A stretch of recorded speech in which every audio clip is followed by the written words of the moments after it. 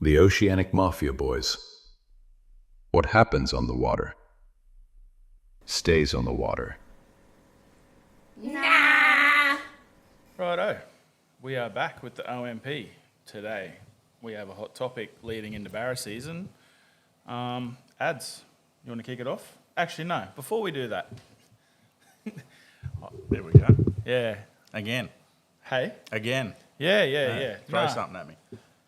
You're going to have to watch what you say on Facebook now, with all these new laws that have been passed this week. Oh, yeah. Can't call anyone dickhead. You can't say dumb cunts are fishing somewhere. Lock me up. Yep. Lock me up. You know what I struggle with? We had to have a plebiscite that cost $120 million to say we were okay with gay people getting married, which I have no issue on, but something that affects the whole nation, Yeah, it doesn't have to get bad. Yeah. we don't have to have a plebiscite. Oh, good luck politics, eh? Yeah. Anyway, we'll leave it there. I just think it's a joke. But no, I'll continue saying what I say, and then if I've got to go and Yeah. defend it, then it is what Well, it if is, you put it on the unfortunately. page, at least we go to jail together and we'd do the podcast in jail. Oh, God. But if we were to get in trouble, then how many other people Yeah. doing things are going to get in trouble? And the crazy thing is, there's no set thing. Yeah. The problem with it is, like, I'm happy to be called a muppet or a dickhead when I'm being a dickhead. That's fine. Like, I was being a dickhead. Call me out on it. That's no problem. We got called way worse growing up. Yeah, definitely. Especially playing sport and that sort of thing. Even at work, your boss used to call you a fucking wanker. Like, I remember playing cricket and, at 16 playing against some of the adults. Yep. Mate, like, they would go to jail for some of the shit they talked about. Oh, yeah. When you were batting. Like, it was intimidating. Yep. And, yeah, you just had to deal with it. It was what it was. I remember being a wicket keeper. I dropped some bloke one day. It was a nick behind, and he said, "I reckon if it was a cheeseburger, you would have caught it, you fat fuck."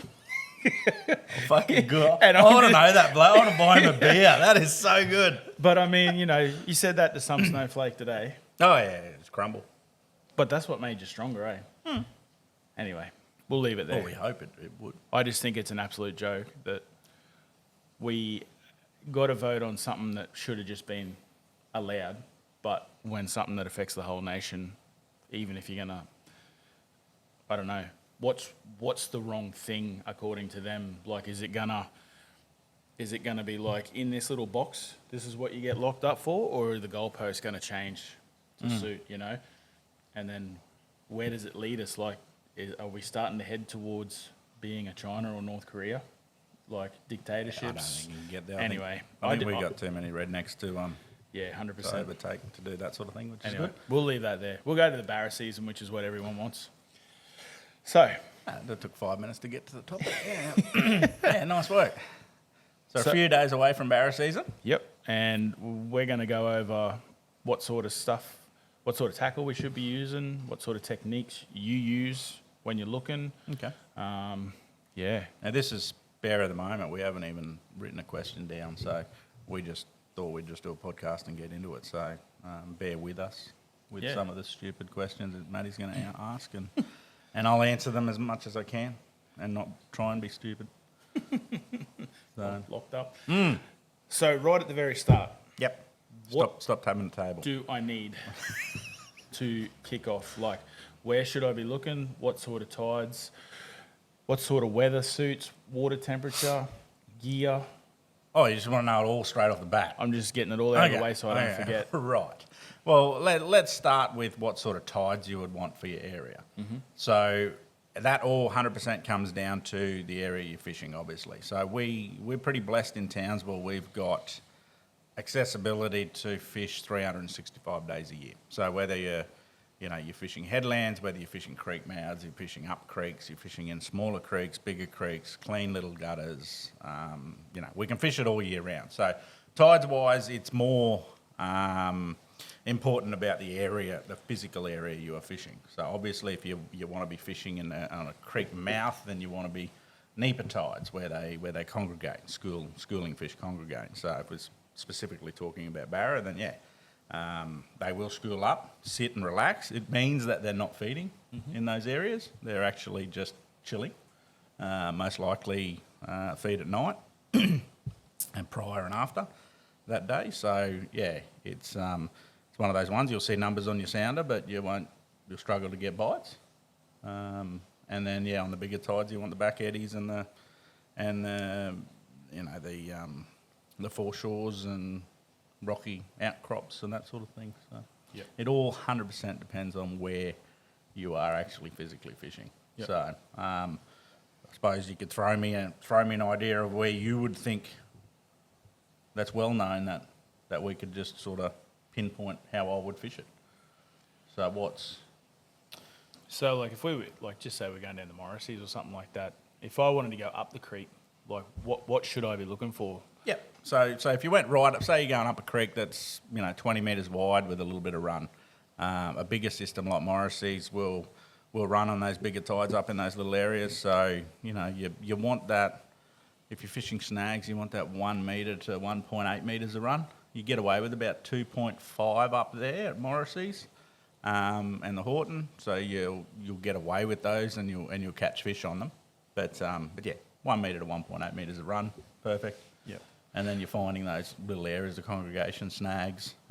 You'll sit on a bend and you'll sit on a corner or a straight where there is snags, and you'll see current lines pushing into those snags as well. That's a giveaway as well of where they'll sit. Yeah. So the amount of times I'll sound up or drive up to a snag and I'll know where they're sitting anyway, and the live scope goes down. It's like, yeah, they're exactly where I need to.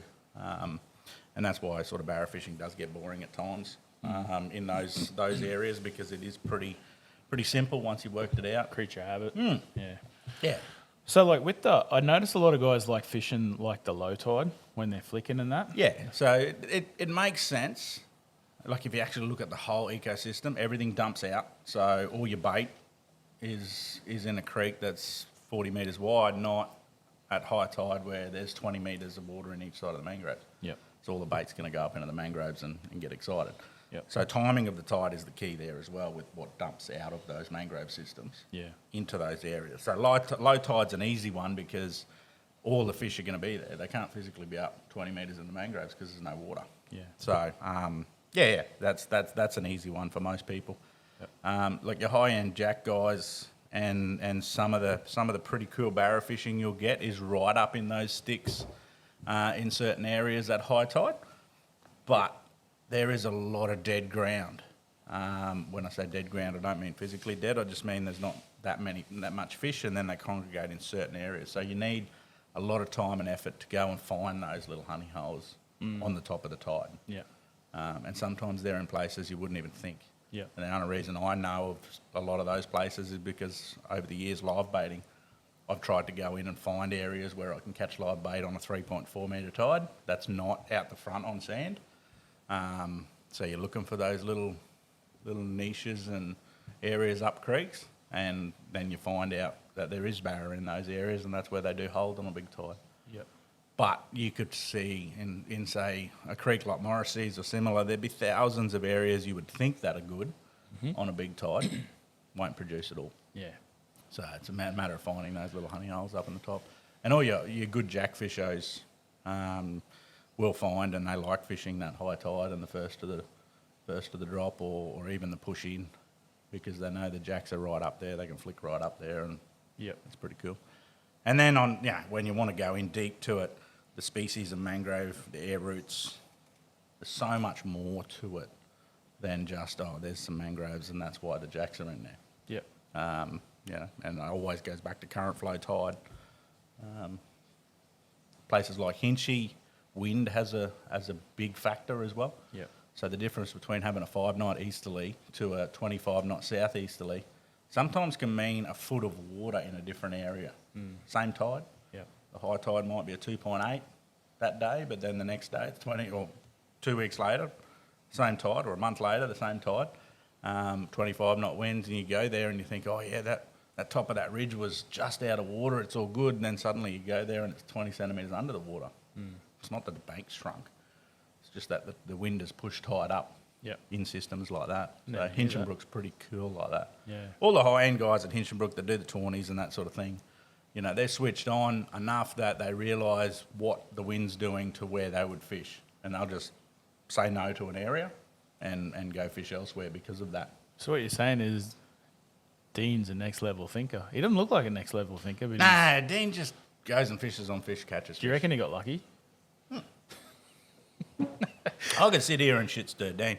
No, I'm only throwing but it at him because he put up a post the other day, like Bagging we the were shit out of talking, you. we were talking like old mates. Then 5 minutes later, there's a freaking story up with me tagged in it with a kid's fishing rod saying, "Oh, the brim should be scared" or something like that. Oh yeah, but that's just our group. That's Dean, Jack, Yeah, Brian. that's all right. It's all about hanging shit. It's like Dean calls me little boy Barra, and it's like that's cool. How many meter 30s have you caught, Dean? 0. That And- fish that you put up the other day on the page for his podcast coming up, that was Little Bubba cuddling. he tried to make it look big, eh? Oh, no, yeah, that's his standard size anyway. Just Fuck you, Dean. So like, I noticed you were talking to Deeks the other day when we were doing the boat, and you were saying that who else? There was somebody else there too. Might have been Jack as well. You said the same thing about how they push out onto the flats at the bowley. Like, is there a reason why they're sort of sitting out there as well? Is it just like the same sort of thing with the pressure points and the tide pushing them out, or they're just... I think we were. That was after Clothier's podcast, Paul's, wasn't it? yeah. So Sorry, my bad. Paul had the question to me, and we fished areas such as the Bowley for what are we, 42, old fella now. So I've fished it since I was 6. So 36 years we fished Long the Bowley, time. and it was always like, why is there a shortage of 65 to 90 centimetre fish? Or 65 to 85 centimetre fish, I should say. And that's simply because the Bay North is just a massive area, nice clean water. Our best example is it's one of the best tiger shark feeding, not feeding grounds, sorry, breeding grounds. We won't go into sharks, in will we? Australia. So, but for a tiger shark to pick that as their best breeding ground, then there's obviously enough life there. There's Yep. the pups get born and then can live the best they can. So with that means the Barra would go out there no problem whatsoever. So once they get to an age where they feel comfortable swimming and free swimming, then some areas they will hoon out. Other creeks, they will stay. There's a lot of systems there that have a lot of 65, 70 centimetre fish. The Bowley just doesn't seem to get that many of them that stay on snags and up in ledges and that sort of thing. So so it's cool. You get big ones. Yeah. Then the big girls come in, and there's big schools of meteries and all of that sort of stuff. But that medium sized fish just tends to go wandering, I feel, and that's why some of those areas and the breeding grounds there are all good because of it. I've always found with the Bowley that when we spot big fish, it's normally up the creek. Like, I've never really seen any out the front, but I mean, other than that rock ledge, but yeah. Yeah, there's a If you- few spots if out you the can front get where on they it. hold.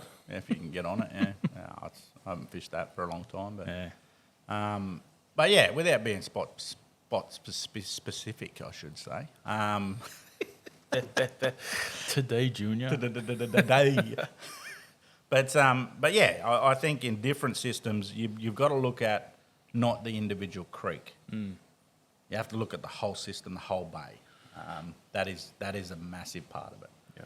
So, and then you start looking at Cape Cleveland, you start looking at Bowling Green, you start looking at Cape Upstart, Burdekin, all those areas. Yeah. You go fish Proserpine and you're fishing Repulse Bay and Thompson's and O'Connell River, and you're fishing areas there, but they don't have, like, they've got their little areas in one pocket. They don't have this massive bay that the Barra just go and do their thing. We have that in Halifax, which is pretty cool.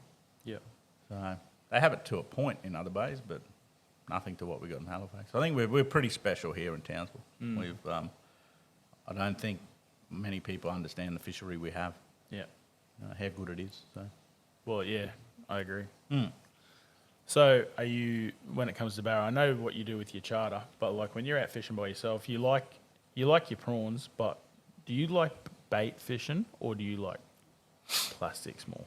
no, for me, the prawn bite is all I really want. Like I've been blessed enough to fish however and whatever I wanted and caught fish however. But But I just really like that slow roll, getting hit by a prawn.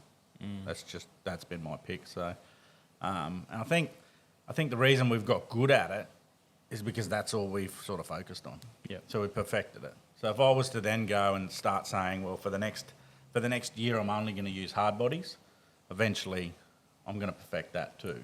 It's just time on water and the effort you put in. Yep. But I enjoy the prawn, and I think it's brought up from live prawning back in the day, and the way we'd live prawn and drift them in. I understand it's the opposite, but me and my brain, it's the same roll. It's just waiting for that little tonk setting, all good. So yeah, no, I just enjoy the prawn side. I wouldn't say it's above and beyond the best option. Yep. But I just like the soft prawn. Yep. Live prawn still, I don't know, I haven't live prawn fished for 2 or 3 years, but yeah, I'd still do it if I had to. Yeah, I can't remember the last time I did any sort of live bait. It just I think makes- as I makes get your boat older, dirty. yeah. But as I get older, I think sitting there with 6 big live mullet out, I don't know, that's just more therapeutic for me. Yeah. And I think when you start looking at just targeting metre plus fish, if you're using a 30 centimetre bait, you're not going to catch much under No. 80 centimetres. So, Yep. Exactly. you know, the amount of times we've used live brim, people don't realise how good a 26, 27 centimetre brim is for bait. Swim all day, yeah. annoy the barra and get a bite out of them. Yep. So, yeah, there's no right and wrong. It's just a matter of what you enjoy. And I think all fishermen tend to graduate to what they enjoy and as a pinnacle. Like Clothier, when we talked the other day, like he really loves his fly fishing. Yep. You know, he used to do dribs and drabs of it as a young fella, as we'd fish, and worked his way through. And then he's done all the styles of fishing, and then fly fishing's what he loves. Get into it. Yep. So I think that's how you have to be as a fisher. You pick and choose, and it's no different to your preference in women, I suppose. You try as many as you can, and then you find one, you're happy, you're all good. Like what? Isn't that? Yeah. That's what I put it to anyway. I haven't found that one yet. You will. No, You will. She'll eat you up. I'm happy. She'll eat you up. She'll pull a couple of heartstrings, and then boo. I'm happy. And then you'll have a little Asian, and then you'll be, you're done. Fucking. We're definitely getting cancelled. It's been nice knowing all you guys. Thanks to the 240 followers we have. So, if I'm just starting out this week, Okay, so you never barra fished before? Yep. What am I going to buy or look at? Well, reel wise, rod wise, and braid wise. Yep. So if you're just starting out, oh, Mr. Jack Walker's giving me a call. Lucky we're Yeah, fuck him. lucky we're on low. That would have cost me. $5 $5 right there. $5. Yo, $5. Should we in the answer box. it? Yeah, if you want. Just tell him he's on the potty. How you going, mate? Good, yourself? Yeah, not too bad. Just in the middle of doing a podcast on barra fishing. Ah, Yeah, what are you up to? on the door? You watch him get lost for words now. What are you up to? Just finished work. Come over. Yeah, we'll have another guest. Come over. We'll join you in. No worries. Okay. See you soon. Easy. See you when you get here. A Red Bull be lovely, hey? I'll try and get you one. Oh, you're a legend. Or a Blue V. I'll tell you what goes all right. Okay, catch up. I'll tell you what goes all right. Have you had one of those strawberries and cream Oh, Vs you've yet? talked about that, but Oh no. I only my have the one God. or two Red Bulls or Vs a month. Bro, No. once you have one of those strawberry and cream Red Bulls, it's like there's no sugar in them, but they taste like they're full of sugar. Yeah. Not sure how that works. Sweeteners, I believe. But Yeah. yeah. But yeah, back to gear. You know, if you're just starting out, the last thing you want to do is kick yourself out for catching meteries. Yeah. Unless you're going to go and fish the Ross River, then and that's all you're targeting is big slob freshwater fish, then you can go a slightly heavier outfit. So if you're starting out, I would be looking at that 2,500, 3,000, 4,000 size spin reel. Yep. Or, I don't know about sizes, like 100, 150 sort of bait caster styles. Yep. They range from, like your standard bait caster like that, that's just an SLX DC we use on charter every now and then. Yep. But they range from $50 Abu cheap ranges all the way through to a $600 bait caster. So Yeah. there's no right and wrong if you're starting out. But like for somebody with like an okay budget, do you think like if you walked into say Tackle World, the Fishing Warehouse, or BCF, anything with like maybe a like $200 to $300 combo would be right? To start with? Well, those, like the reason we use SLX DCs before I started using Calcuttas was they were the only one that lasted. So we used Chronux, we used $500 reels, we used all the Abus, all of that sort of stuff. Now, not trying to bag brands, but some just outlast on charter a lot more than others. Yeah. And it's funny how the Shimano range, the $260 retail reel or $270 retail reel actually outlasted the $400 and $500 ones. Yeah. So for me, the best bang for buck was an SLX DC. Weren't you trying to sell some of them the other day? Yeah, because I've got 5 of them. I always use them. Yeah. I think I sold you one, didn't I? You sold me what was the silver one? Oh, I sold you Tranks. That Tranks. was one of my original Tranks, yeah. Yeah, the same deal, like the SLX DCs outlasted them on charter. And the reason I feel is that a lot of reels, like if you were personally using them, they'd last long periods of time. But when you've got clients, they're cranking while the drag's going. They're just putting extra stress on that reel. They're casting, they're banging the reel around. Some clients don't suit reels and some reels just don't suit guiding. But they would suit your personal use. Yep. You know, best example is a Shimano Saragossa. Great reel if it's you. I can't give it to a client fishing for reds out the reef. They last about 2 trips and get stripped out. Yep. At a $500 reel, what's the point? Yeah. And again, that's not bagging Shimano, because if I was to use a reel, I'm happily use one of those reels for me personally, just not for a charter. Yeah. So No, that's fair. And it's like anything, I'll only ever be honest. So, but you start off with a bait caster. You want a nice tippy rod. We've gone, like when I first started, it was the 5'8", 5'11" range sort of rod. Like now you're starting to look at that 6'3", 6'4". Just think it gives you just a little bit more to do what you need to do. Yeah. And you can cast those bigger lures, you can cast further, you can do all that sort of stuff. So Can hang off them a bit. So yeah, and that rod market's ridiculous at that price range. Like if you're looking between $80 and $200, there's a lot of rods out there on the market, but you just need something solid that you're going to bash around that's not going to fail. Yeah.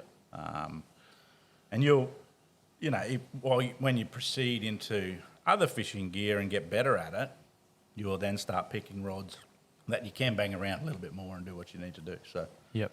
yeah. So that with 20 or 30 pound braid, most of your branding doesn't matter. I like 30 pound. I think 30 pounds like it just gives you a bit more strength. It all depends on the brand. So like I keep thinking that I'm bagging brands here, I suppose, and it's probably good for everyone to know. But there's look at a brand called like Suffix.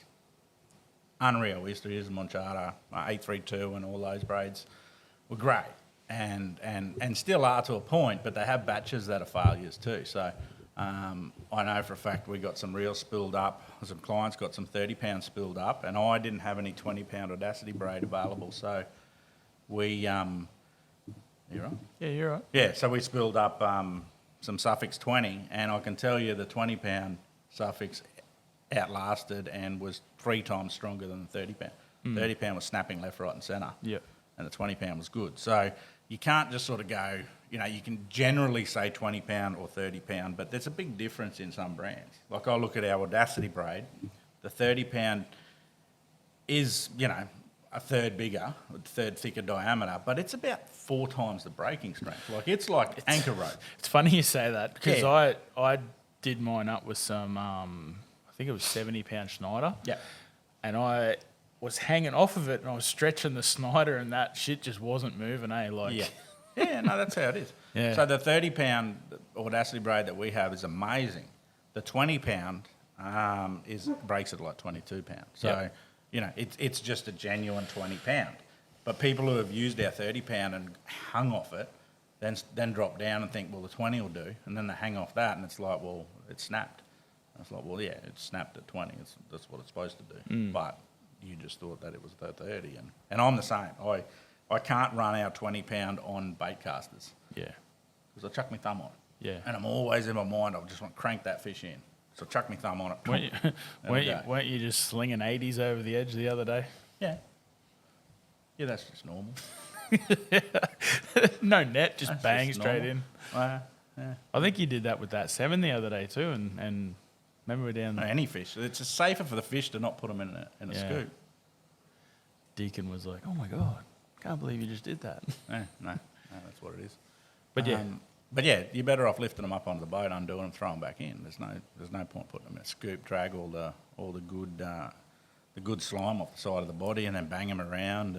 And when it's out of season or you're wanting to release, the last thing you want to do is actually put them in a scoop. Hurt the fish. It's silly.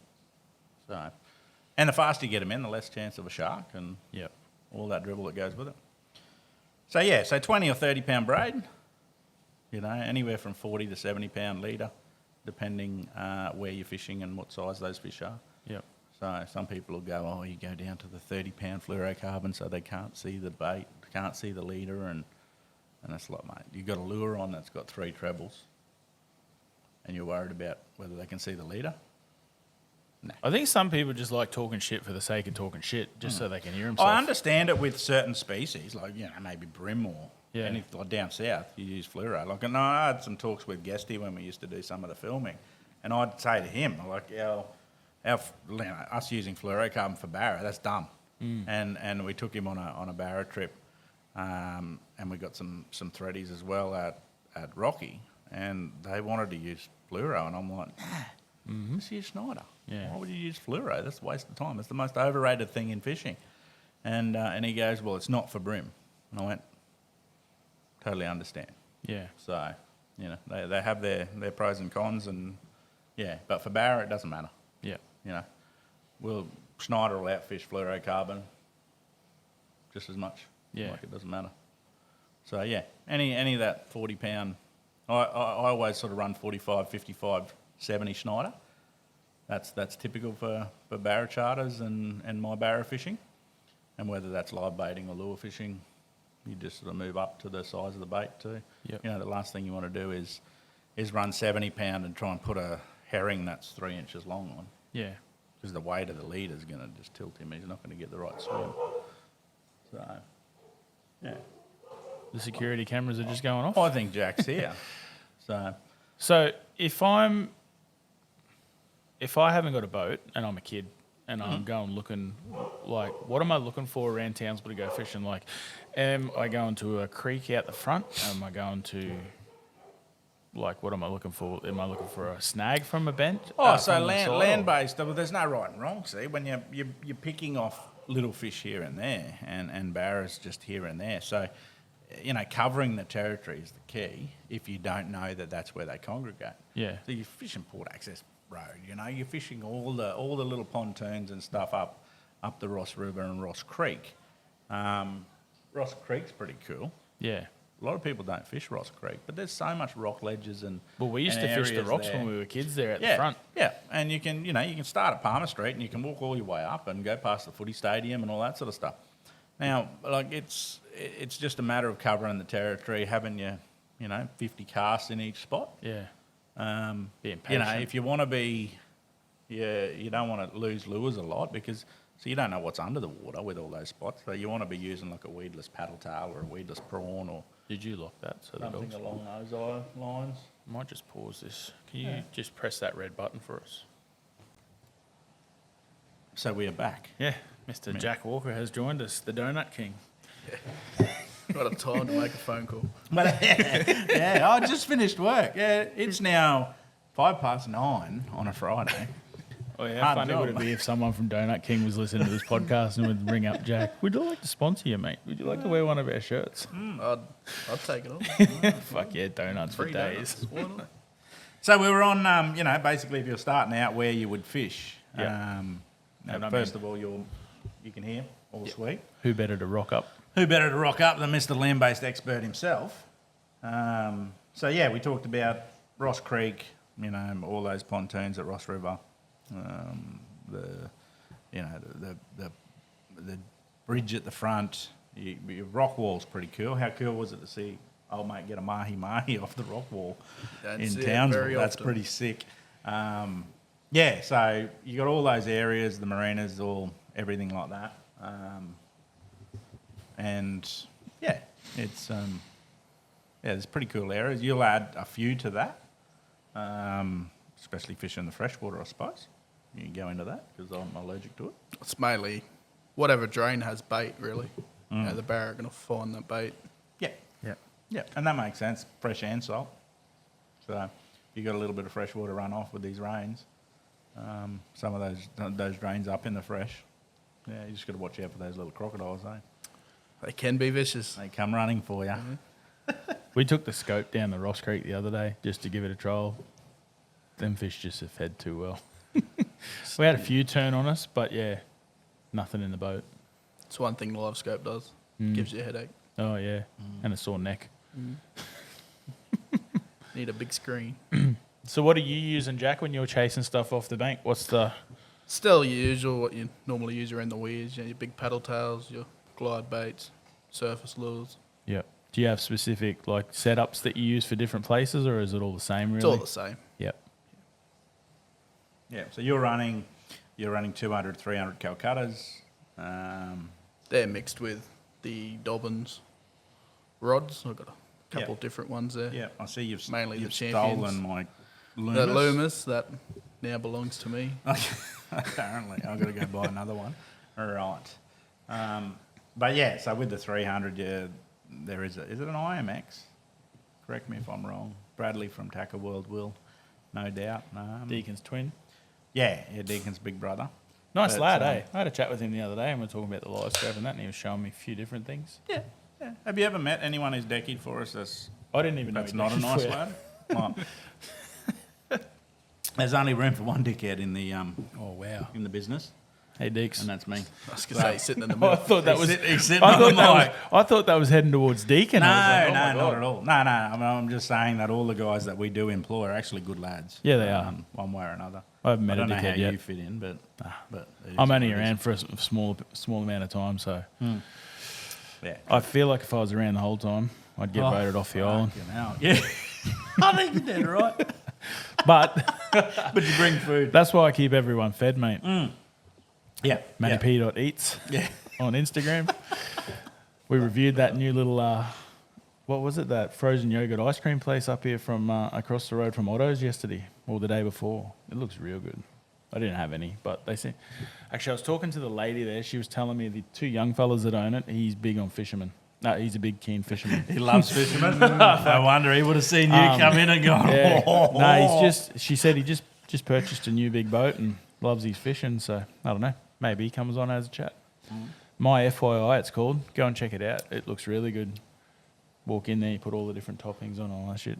Anyway, back to the Barramundi Barramundi. It's hard to keep him on track. Jack It's started hard it. to keep him on track.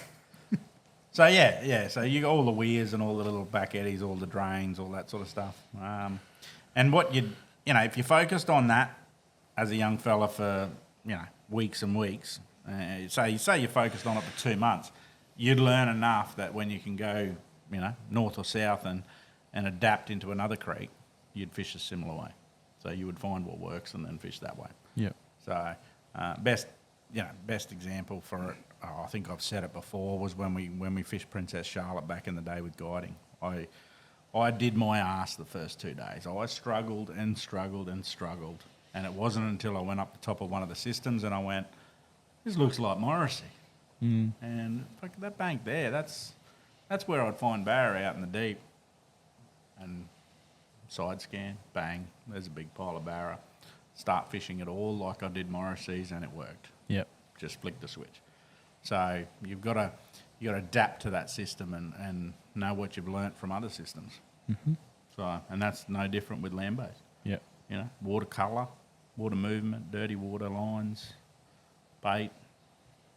So many factors. And if you're worried that you can't remember, write it down. So, Yeah, that's a good idea. I like that one. I've started doing it again this year because I'm going to get back into it a bit more than I ever have. Old Simon's kicking in, getting older. Dementia, How old were you the other day? 39. Yeah. 41, I heard. Older than that. I'm 41 next week. I'm 42. Yeah. So, yeah, I forget everything. Yeah. So write it down. There's no problem. But I want to actually do it over the next year or two, and I would actually like to release an app based on 200 plus days a year fishing locally, and release, which days are better for the moon phase. Because there's a lot of people that go, oh, the build up to the full's the best, the build up to the new's the best. You need building tides, you need this, you need that. And, we've debunked quite a lot of that over the years. So it'll be actually good to sit down, do it over a 2-year period, and then have that access. Whether I give that on to anyone else or it's just for our guys to learn. Yeah. Let's set up an app and go, boys, hone in. When you go and fish that creek and something's not right, you can look at it and go, well, Adam fished that creek on that tide, 5 times in the last 2 years, and this is where he got them. This is what happened and what was beneficial. Yeah. Adapt and go. So I want to start doing that. I think it'll be cool. Yeah. So lure-wise, you said big paddle tails. I'm not sponsored by anyone apart from my own brand, and you have to be sponsored by my own brand because you steal most of the shit. Doesn't steal, makes it, I heard. Sometimes, no. He failure makes 5 and then takes fucking 30 of your psycho glitters. Unreal, Jack. It's a good effort, eh? It's very good. It's one way to go ahead. So, yeah. He'd never give up anything in a police interview, eh? No, Did you take any of the lures? What lures? But what's actually probably more informative with people who've never fished before, if the fact that we're not sponsored, what is your favourite paddle tail? Unrigged, so weedless? it'd have to be the Irukandji 7-inch, Weedless? both. Really? All around it, just because the body roll. Yep. So that's a big one. I would probably say a rigged big Irukandji would be mine as well. Yep. What's a small one for Jackson Little Barra, which is mainly what these guys would want to know? I like the paddle tails. I forget what they're called. Used to use them all the time. We used to use them all the time. That was going to be my thing. Yeah. Just an Alibaba job. Is that what you're talking about? Yeah. So they were originally Nobi's paddle tails. Is that what you're talking about? Yep. Yeah. So they originally come in as a Nobi's shad, and I think you can just still buy them on Alibaba. They are still to this day the best Jack Barrett lure that I ever had on charter. So they just worked, didn't they? Whether They they do were bright work. orange, whether they were white, they just worked. So so that's your paddle tails done. With top water as well, I sort of used to like the Z-Man frogs, but sort of going towards the goats now. Yep. Just a little bit more action. Yep. And if Skip you a have to bit use better. a hard body, well, I still can't go past a Halco rooster popper, even if it's 2-inch. I don't know. It's just something about them. I think Got a it's good just pop. because they've done everything that I've needed them to do in the past, and So like you got walk the dog styles and all those sort of things, but I don't know. There's just something about a rooster popper. I've always been a fan of the lethal lures. Yeah. So They're when the- you start looking at hard bodies and that sort of stuff, then your lethals. There's a lot of Richos and all the old school ones. Yep. But the last 18 months, I haven't touched any hard bodies. It's just been all like these prawns that you got. And Yeah, well, other the ones. thing is with hard bodies is like how many of them are on the market? All these guys go on about your Samaki Reddicks and your Jackal Squirrels and all the stuff that's just China. It's just imported, and 5 different people are making 5 different amounts of money by the time it gets here, and it ends up being a $40 lure. Do they work better than some of the timber local stuff? At times they do, at times they don't. So, Old Dog Lures in Townsville. There's some pretty cool little timber lures there as well. So hard bodies, I don't think there is one that works 50 times better than others.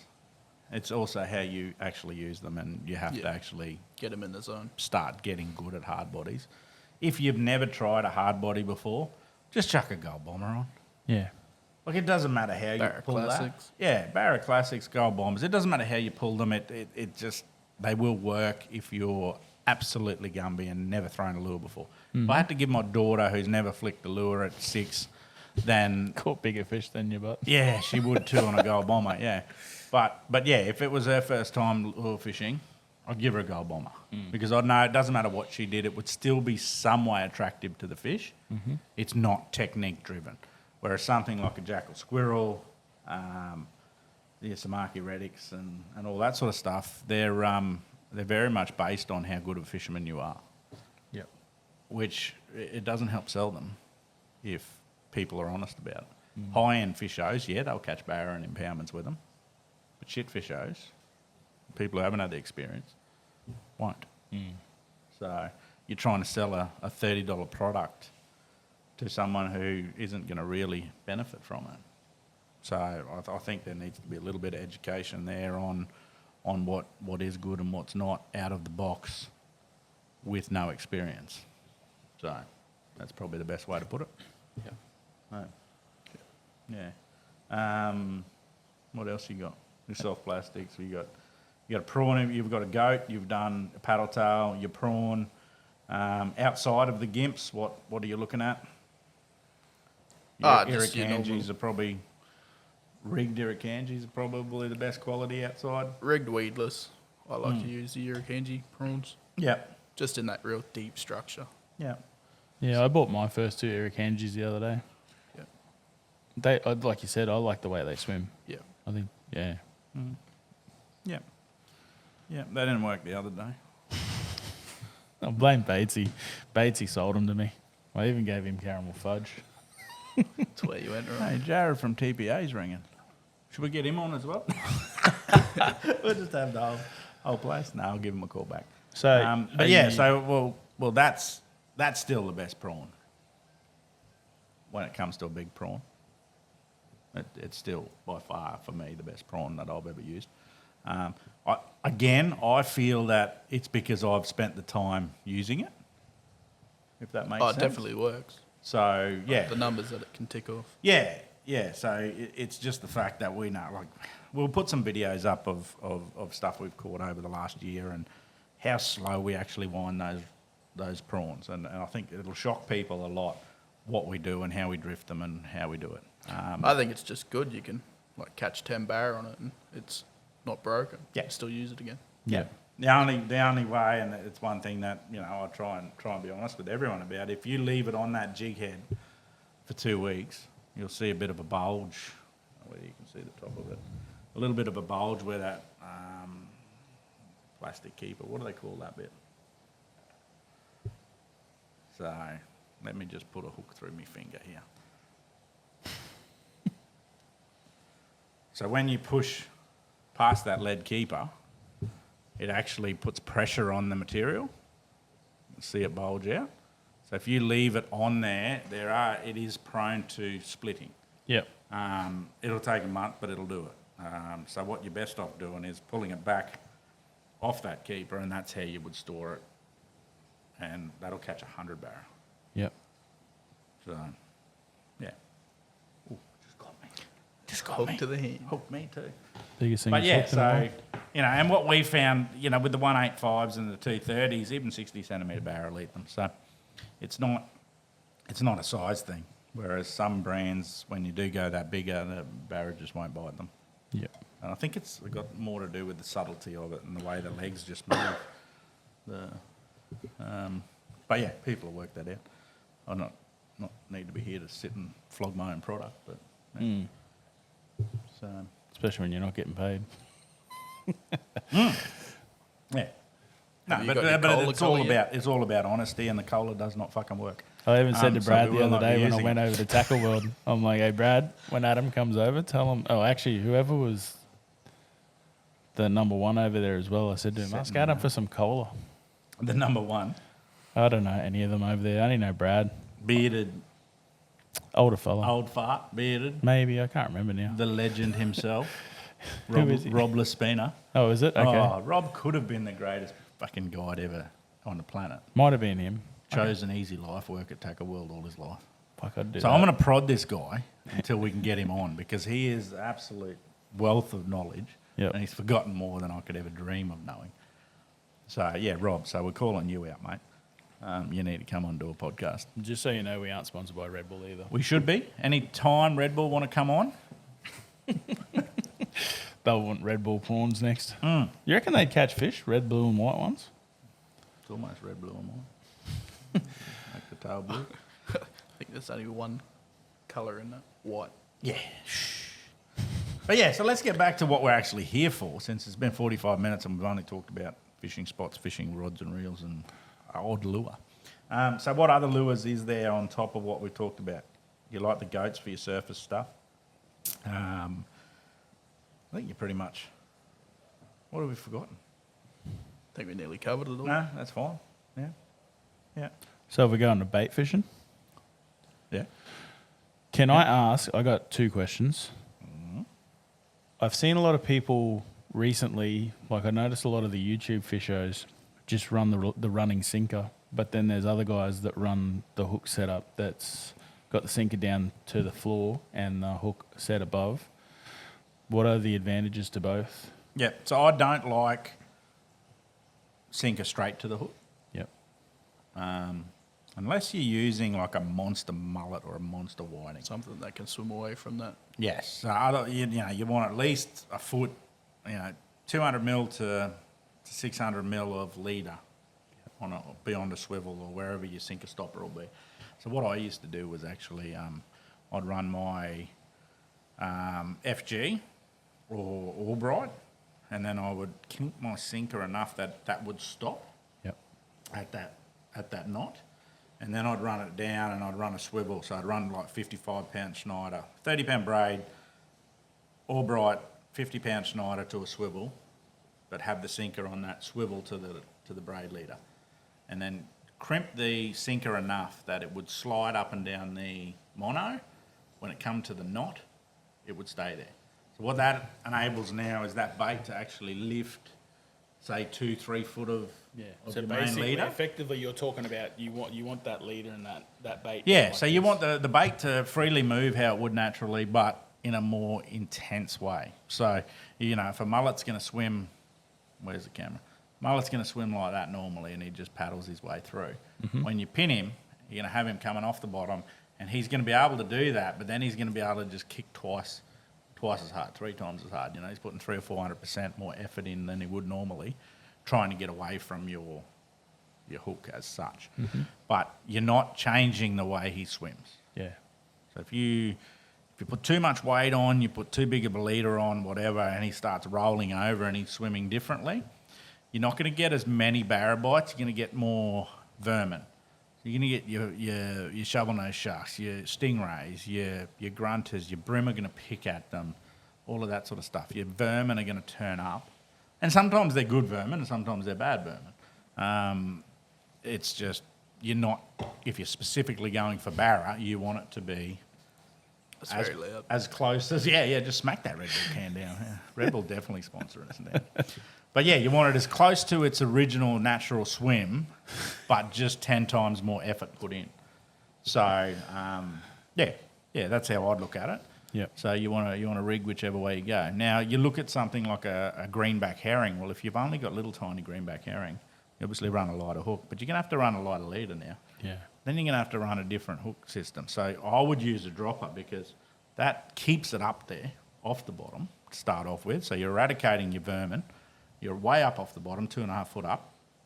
And then it's holding there. So the herring doesn't have to actually lift the hook off the bottom. It's stiff and holding there. So then it just starts doing its thing. Flicking and just annoying shit. Whereas if you sink that onto the bottom and your hook's a little bit too big, it's sitting on the bottom and it's trying to move its head. Yep. And it's not actually getting to be a swim. It's sitting there wanting a stingray. Yeah. That's basically the easiest way to explain it. Yep. And then the other ways are no sinker. The Applin's days, sometimes in Prossie with prawns, bowley. If the barra are only in shallow water, and you know that, and just don't run sinkers. Let them swim. Back in Applin's days, running 40 centimetre tarpon, you just let them swim. And you let them swim wherever they want. It might take them an hour, but they'll find that big Barra's mouth. They just swim. It's just what they do. So, yeah. Yeah, so you're definitely with live baits. You want to present them how they would present naturally, just with a little bit more kick on them. Yep. And that depends how you hook them too. But we're going to go into that with a in-depth educational side as well that we've been filming too. So that'll give a bit more understanding of what I'm trying to say. Mm-hmm. But yeah, you want it to look as natural as possible, but 10 times more the effort trying to get away from. Yep. Not trying to make a mullet look like a fleeing worm on the bottom of the ocean, if that makes sense. Yep. And what size hooks am I running, and what sort of hooks do you Depends on the suggest? size. Yeah. So if I'm chasing, say, just legal to 80 centimetre, what sort of hooks and how big? 5, 6, 7, 8 Carlies of some form. So whether it's like a mustard or a laser sharp were always a better. I don't know what the main brand was with laser. The Eagles, aren't they? That's them, yeah. Yeah, Eagle laser sharp Carlies. They were just a stronger Carly, whereas the mustards are a bit more flimsy. They both do the job, but if you hook a metery on a laser sharp one, you'll got more chance of getting it in than bending to a Carly, to a mustard one. But again, I'm just bagging a company here, but no, there's no right and wrong. You thought about opening your own tackle shop, mate? Be a dream. You have Jack at the front. Fuck no, I wouldn't have him. He'd lose money. I wouldn't have him anywhere near a tackle shop. I would say go to Tackle World. Wow. Him and Ryan Simpkins, nowhere near a tackle shop. Hey? They'd be like, yeah, we're gonna set up a tab, and be like, yeah, I'm 45 grand down on a tab here. Any chance we're gonna spend it? All the product would be in their garage. Yeah. Yeah, well, at least I know where to find it, I suppose. Shit, I'm down 3 Dobbins, and I've got one for sale. Someone wants one. I'm going to go get one. I can drive over to Jack's place, open it up, still got the tickets on it. It's all good. But yeah, so yeah, the live baiting, and the other key with live baiting is the amount of lead you have. Don't plonk your bait down. Like you want Light as possible. just enough for it to get where you want it. Yep. And again, we'll go into that later. So, yeah. What other questions you got, Punch? We're only at 52 minutes. Yeah. You're here to pick my brain. Like, You got on anything you beyond wanna of- know, Jack? On behalf of everyone else, you're here to pick my brain. I fished with him for a while, so I sort of... I noticed you two Just- pricks went fishing a couple of weeks ago when I asked you if you wanted to come with me and Deeks, and then you started showing us fish. How many fish did you get that day? We got fuck all. We would have got some if we'd got the invite. I invited this bloke too, and he kept it quiet. And then I get a message from you. Oh, what are you doing? Know who my friends are. Well, Black Weir, when you and Deacon are on it, I don't know if it's really fucking that appetising for me to go and jump on it. You know? I'll tell you what was funny. He was walking out trying to get towards the wall a bit more. He nearly went ass up a couple of times. I said to him, "Get off, mate. I don't want to have to tell your mother you went missing." We all did it. We all fell ass over. It was I remember hilarious. getting knocked out, slipping ass over at Applin's Weir. I'm like, oh yeah, I got me bait. I'm going up the top. How good's this? Fucking with me bucket and me rod, me cast net bucket, and then I'm walking up, shoo, straight on my back, bang, and I just woke up. I'm like, oh shit, no bait. I had to go back down and get some more bait. Lost it all. Yeah. I was fishing by myself too, so no one really saw. There was a few spectators, but no one back before phone cameras and stuff. Thank God. But yeah, no one seemed worried. I just woke up on the rocks. Gary probably would have been happy. Yeah, So- it made his life easier. With the bait, fresh bait obviously is the key. Yeah, I'll only use live. What's your preferred bait to use? Herrings, obviously, mullet, prawns. In what areas? Yeah, that's the key. They all suit different areas. You give us some insight since you fished with me for so long. Where would you use prawns? Say you got 100 really nice prawns. How are you going to produce them? How are you going to, push them into an area and We fish mainly- them with the... Sweet chili sauce and some rice. Yeah, basically, yeah. They do go good. They are the tastiest prawns in the world. You like to use prawns out in the open and then sort of dips most of the times. Mainly it's sort of when they're sitting on the front of the snags, you can slowly let the prawn sink down into their face. Yeah. So Yeah. So you like we touched on before you got here, you know, it's my favourite way of fishing because you can drift the prawn as such. So it's the opposite to what we're doing with plastic prawns, but you can actually let it drift into the snag. So just pretend this microphone's a snag. You're drifting. You let it out. You're using a dropper rig as such. It's plonked there. It's sitting up here and your prawn's flicking. That's all good. But the barra's sitting behind the microphone there. So you're then going to lift up. If you make sure that your sinker is at the perfect weight that when you lift it back up, the tide actually pushes it forward, then you're just doing that 5 or 6 times past that snag, and then eventually you're in front of that barra, closer to it. He eats it. You got to shit yourself because you got a snag between him and the barra, so you got to pump. So but it's just a matter of drifting that prawn through and getting it so close to their nose, it's not funny. So I don't know if I've ever seen a barra. I don't think in depth of snag I've ever got a barra like been there and it hasn't eaten. They love prawn. So if you can present that prawn to their nose, you're pretty good. And I mean, that's exactly what the live scope's been showing us too, eh? You Yep. basically have to serve it on a platter for them Oh, you do? because they're lazy. Oh, you'll spook them because you're too fast, or you know, with the plastic prawns, you bang them on the head, you bang them on the tail. Yeah, there's a lot of other factors too. You think that you're drifting it past them at the right speed and everything, but suddenly the actual prawn's like down here in front of its nose, not up here, Yep. if that makes sense. So, yeah, I'm just going to sneeze. Pardon me. But yeah, so you really need to be in that perfect position just above the barra's head when they're sitting sideways. We like to sit 45. Well, Jack doesn't. Jack just fucking sits wherever he wants to sit. And then I get up there and I just move the boat to where it suits, you know. So, but yeah, 45. got to the point where we had 2 remotes. Yeah. So Jack's flicking a snag and I go, beep, beep, beep. I did it with Ryan the other day. And he's like, oh, I'm just flicking into that bit. And it's like, yep, cool. I just went over about 6 and then went back 3. Do you know what annoys And then the he fuck catches out the of me, fish. Jack? You throw out there, and then all of a sudden, the electric's moving. He does not give a fuck if you've got shit in the water. No. If he doesn't have a line in the water, prepare to move. Yeah, my boat. No, that's fair. I'm the captain. Completely fair. But how about, we're just going to move? But I'd have to say that 460 times a day. That's cool. So that's an extra Most of the time you don't mind talking. 2,200 words. Most of the time you don't mind talking. Just say, oi, don't throw. No, It's normally when I'm like, "Bzzz," it's like, beep, beep, beep. He does that on You purpose just too. like, It's a little bit of motherfucker. humour through the day. Even better when you're out the reef and you get a client that's just a bit lippy. It's 60 metres deep. 60 metres deep. the You bottom, wait for him right, to hit I the think bottom. that's what- Pull up, guys. I think that's what Bryce Done did to that me a couple few of times. But the thing is, people think you're actually picking on them, but you're not. That's just time to move on. It's just the fact that usually they're the client that actually doesn't sit on the bottom too long. Yeah. They go down and pick. Oh, I want to check my bait. Wind up. It's like, no, just sit there and hold your bait. I got a mate like that. I won't take him fishing anymore. No. Eh? Fuck, it annoys the shit out of me. I'm not catching anything, yeah, but you're winding up every 2 minutes, mate. Like, Yeah.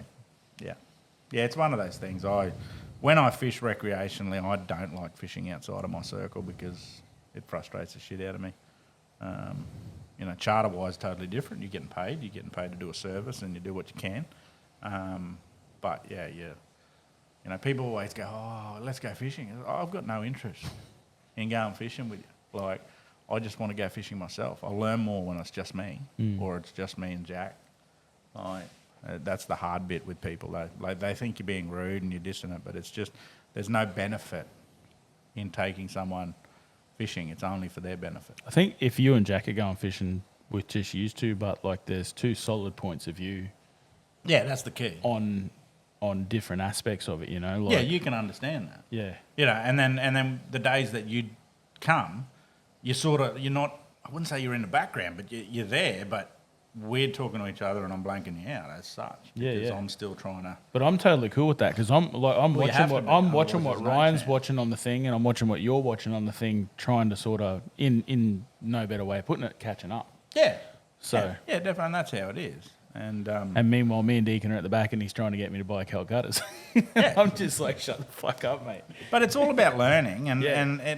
and to be honest, it's one of those things where, not having a go at you. No. You would learn more if you just sat there and actually watched me. Yeah. That big, fat, good-looking bloke at the front. Like if you just sat there and spend a full day watching, or sat there and spent a full day watching Jack, just the way he holds the rod, the way he moves the lure, and then once he gets that bite, if you can then remember what he did for that full cast, Yeah. no different to playing poker, mate. Or watching No, Dad it's when I was learning to drive the grader. Yeah. Yep. But you look at poker and you go, well, if you play that hand on that, that at that time merit, so you're only seeing the turn, and you're playing him off the turn when you don't even remember whether he raised pre-flop or whatever. All that back stuff you've forgotten about. I never forget that. Yeah. Oh, I do. Because it's what comes into your decision making. But yeah, anyway. Yeah, people- but that's next level decision making. Yeah. That's how you sit there and train, and people in poker do it long and long and long times to actually get that in their head. But with fishing, people don't think they need to do that. No. Whereas if they do, 10 times better. Yeah. So, yeah, it's an interesting one. Going back to bait, how would you present a herring? Where would you present a herring? Jeez, he's throwing it at me. So what are we're chasing Barra. Barra. Okay, so if in the same scenario we talked about with the prawns, you'd present your herring on a dropper rig, and you would have them right at the front of the snag. So you'd have him, you wouldn't try and drift him through, because old herring, he's going to pick the bait up, he's going to move over here, going to move over here, and you'll get caught around the snag and you're fucked. So you want to drop it in. With a herring, you would use a slightly bigger sinker than you would the prawn, and you would plonk it in, and you would get it exactly to where in front of the snag you would need. Now, all that herring can do is this, vibrate all the way around here. It's never going to get stuck on the snag. Yep. So you present them all, you hold them tight, you wind them tight, you have tighter drags, and you're just sitting and waiting, and they're all doing that. Yep. So Similar with mullet. similar with little mullet on snags, yep. With big mullet, you've got two options. I got lazy and just used dropper rigs anyway. So we would, I'd just have them, and they were doing that, and you just position them. But when, like, best example, one example I think I brought up in the educational side when we're talking about the mouth of the bowley with rock bars. So if you position your boat and the current's slightly drifting on an angle past your boat, but your baits are, your boat's facing that way with your baits, then your baits will drift a little bit, if that makes sense. So you're always picking this one up and putting it at the front, and then those baits are drifting. So with that, you would end up using those running rigs that we're talking about with the bigger mullet, and they would allow that mullet to actually move and run, and your rod from the front will end up at the back. But if you're lazy, they're all going to end up tangled. So as a guide, it was easy. The clients are sitting down chilling. I'd pick the back rod up, I'd throw it at the front, and you'd always have a gap in the rod holders. So then you just move them all one down. Oh, yes. And then when they start drifting too far again, you pick the back one up, you wind him in slowly, nice and slow, throw it back out, because you don't want to hurt it. Yeah. Your biggest asset's there on a hook in the water. The last thing you want to do is hurt it. So you got a 30 centimetre mullet and 25 centimetre mullet. He'll swim all day if you're gentle with him. And same with when you throw it. If you're pegging it and throwing it high and it's smacking the water, it's going to knock itself out. Eventually it's going to die. Yeah. Want to die. When it loses its will to survive, it'll just roll over and just die. Yeah. And that's of no value to you. So be gentle with them. And That's then, how I feel sometimes. Yeah. Are you Usually after a day's fishing with with us. the mullet and the herring? Are you hooking them the same, or is there different methods you're using there? It depends on the size of the mullet. Like, obviously, we'll go into that with the educational side, but let's say that. I did say the herring too, didn't I? Yeah, you said with the herring. So, say that's the size mullet and herring you're going to use, and you're going to pin them through the top of the back. Yep. Unless, herring-wise, you've got smaller, and they're not very active, I should say, then you pin them just below the backbone. Yeah. That the hook is underneath, so they're swimming with the hook from underneath. Yep. Mullet you can tend to get away with from the top, Yep. and they just swim like that. So Bigger baits so they'll still pin through the nose. They'll still swim with the hook like that with the herring, yeah. So like. Well, it's less for them to actually swim than if it's on top and rolling them over. Yeah, cool. It's more of a natural swim. So if you're hooked underneath and it's swimming like that, it's natural, it's upright, it's doing its thing. If you're on the top, as soon as it stops swimming, it's just going to roll, and the weight of the hook is actually going to hold it there. Look dead, yep. And, well, yeah, even It if is it's dead. swimming its ass off, it's not natural, is it? Yeah, no. So Barra tend to like it when it's an aggressive natural rather than something totally different. You know, there's going to be times where that theory will go out the window. A Barra will come over and smash something that's dead, or, you know, but it was going to eat anything, that fish. Yeah. Whereas the ones that are picky, then yeah, they want it natural looking. And if you can, mud herring are a good example. You know, they can vibrate, and like when they're on the hook, they're probably 5 times more vibration than when they're not. Yep.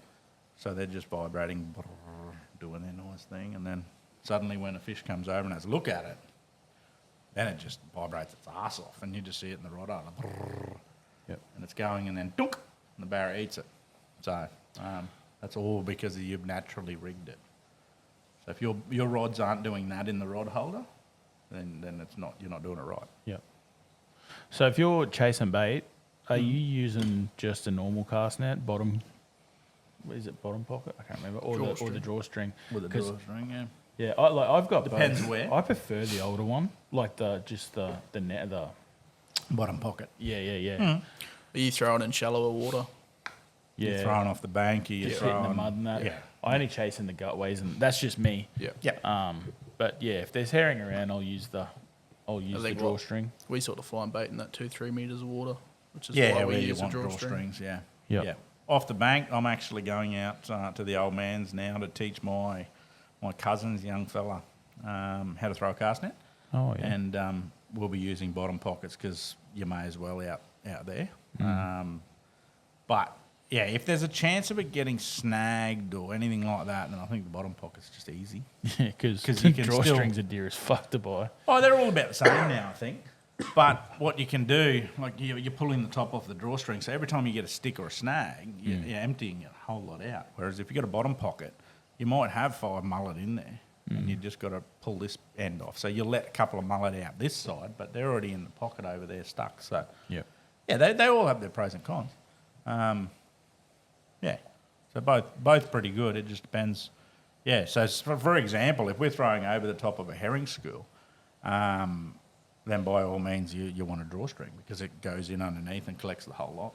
Yep.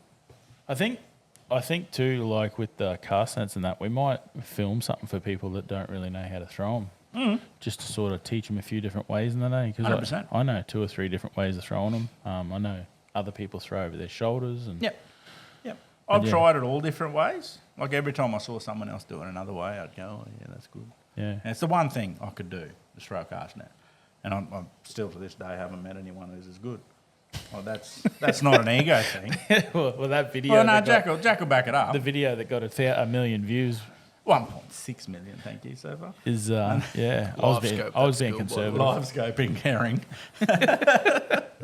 Or anchovies or whatever they were, yeah.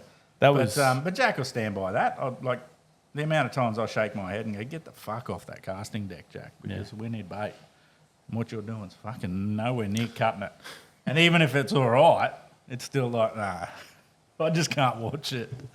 So that's my one claim to fame without being famous. It's I can throw a cast net. And it's not an ego thing. It's just that I haven't found someone as good. And if I do, I want to hire them.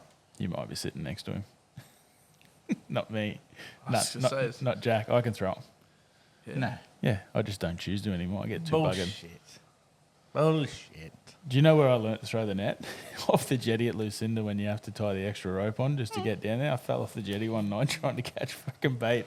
That makes you a worse fucking cast net thrower. I was than a lucky good I was one. right there. No, I can throw them. I like it. I Yeah, used to everyone love can it. throw them. Like you can learn to throw them, but you can't learn to go around corners and do long skinnies and do all of that sort of stuff. Like I haven't seen it. Everyone goes, oh yeah, no, I'm just as good. And it's like throw the net. Bryce is the best example. I'll have a crack. Yeah, Bryce was the same. Deacon's like, no one can throw the net as good as Adam. And Bryce goes, oh yeah, hold my beer. So we went at cardboard and we're like, And he's like 5 casts in, and I'm like, for fuck's sake, Bryce. Yeah, you're 80% on a cast, but no, we need 100%. I feel like here. Deacon fanboys a bit around Adam, but It's his boss. do you reckon Adam pays him a little bit extra just for like? He's just happy to have a job. No, I genuinely used to enjoy throwing the net. Yeah, no. We need. Well, that's what we need. We need a video showing how good you can throw a net. Because I'm going to obliterate the fuck out of you. You don't have an understanding of who you're just going to compare to. So I'll drive I'm every not time, saying so- I'm better. I'm just saying I can throw. Well, you actually just did say. I No. think if we rewind this, he would say you were sitting next to someone. I said I'd have a crack. I did. I think. Okay. Well, we need to rewind. I did say you're sitting next to someone who can throw them. Oh, okay. Well, that's what I mean. Everyone can throw. I didn't say I was Even better can than you. throw. Even can throw. How does she's not tall enough to get spread? I reckon we put a bet on this. She's I too reckon- she's too I close to reckon- the ground to I get a good reckon spread. a week, and I can get her throwing better than you. She I'm throw on this. if it's anything like that thready, Look at Jack's face. she'd throw one circle and then just pack up and say never again. Betting man. No, see? Yeah, Jack's face says it all. You want to bet against me? Go for it. I'll bet Go against for her. it. I'm actually not betting it. I'm not being a major part of this. I'm just showing someone how to throw a cast net and still taking the money. Beautiful. I'll just give her more food. She'll be right. She'll throw it. But yeah, drawstrings, pocket, bottom pocket. Yeah. It's just where you throw. If you're throwing off a jetty, you're an idiot if you're using bottom pocket. Is there any and I brands say locally? that nicely because I did do that for years off the Strand jetty. Yeah. I threw a bottom pocket.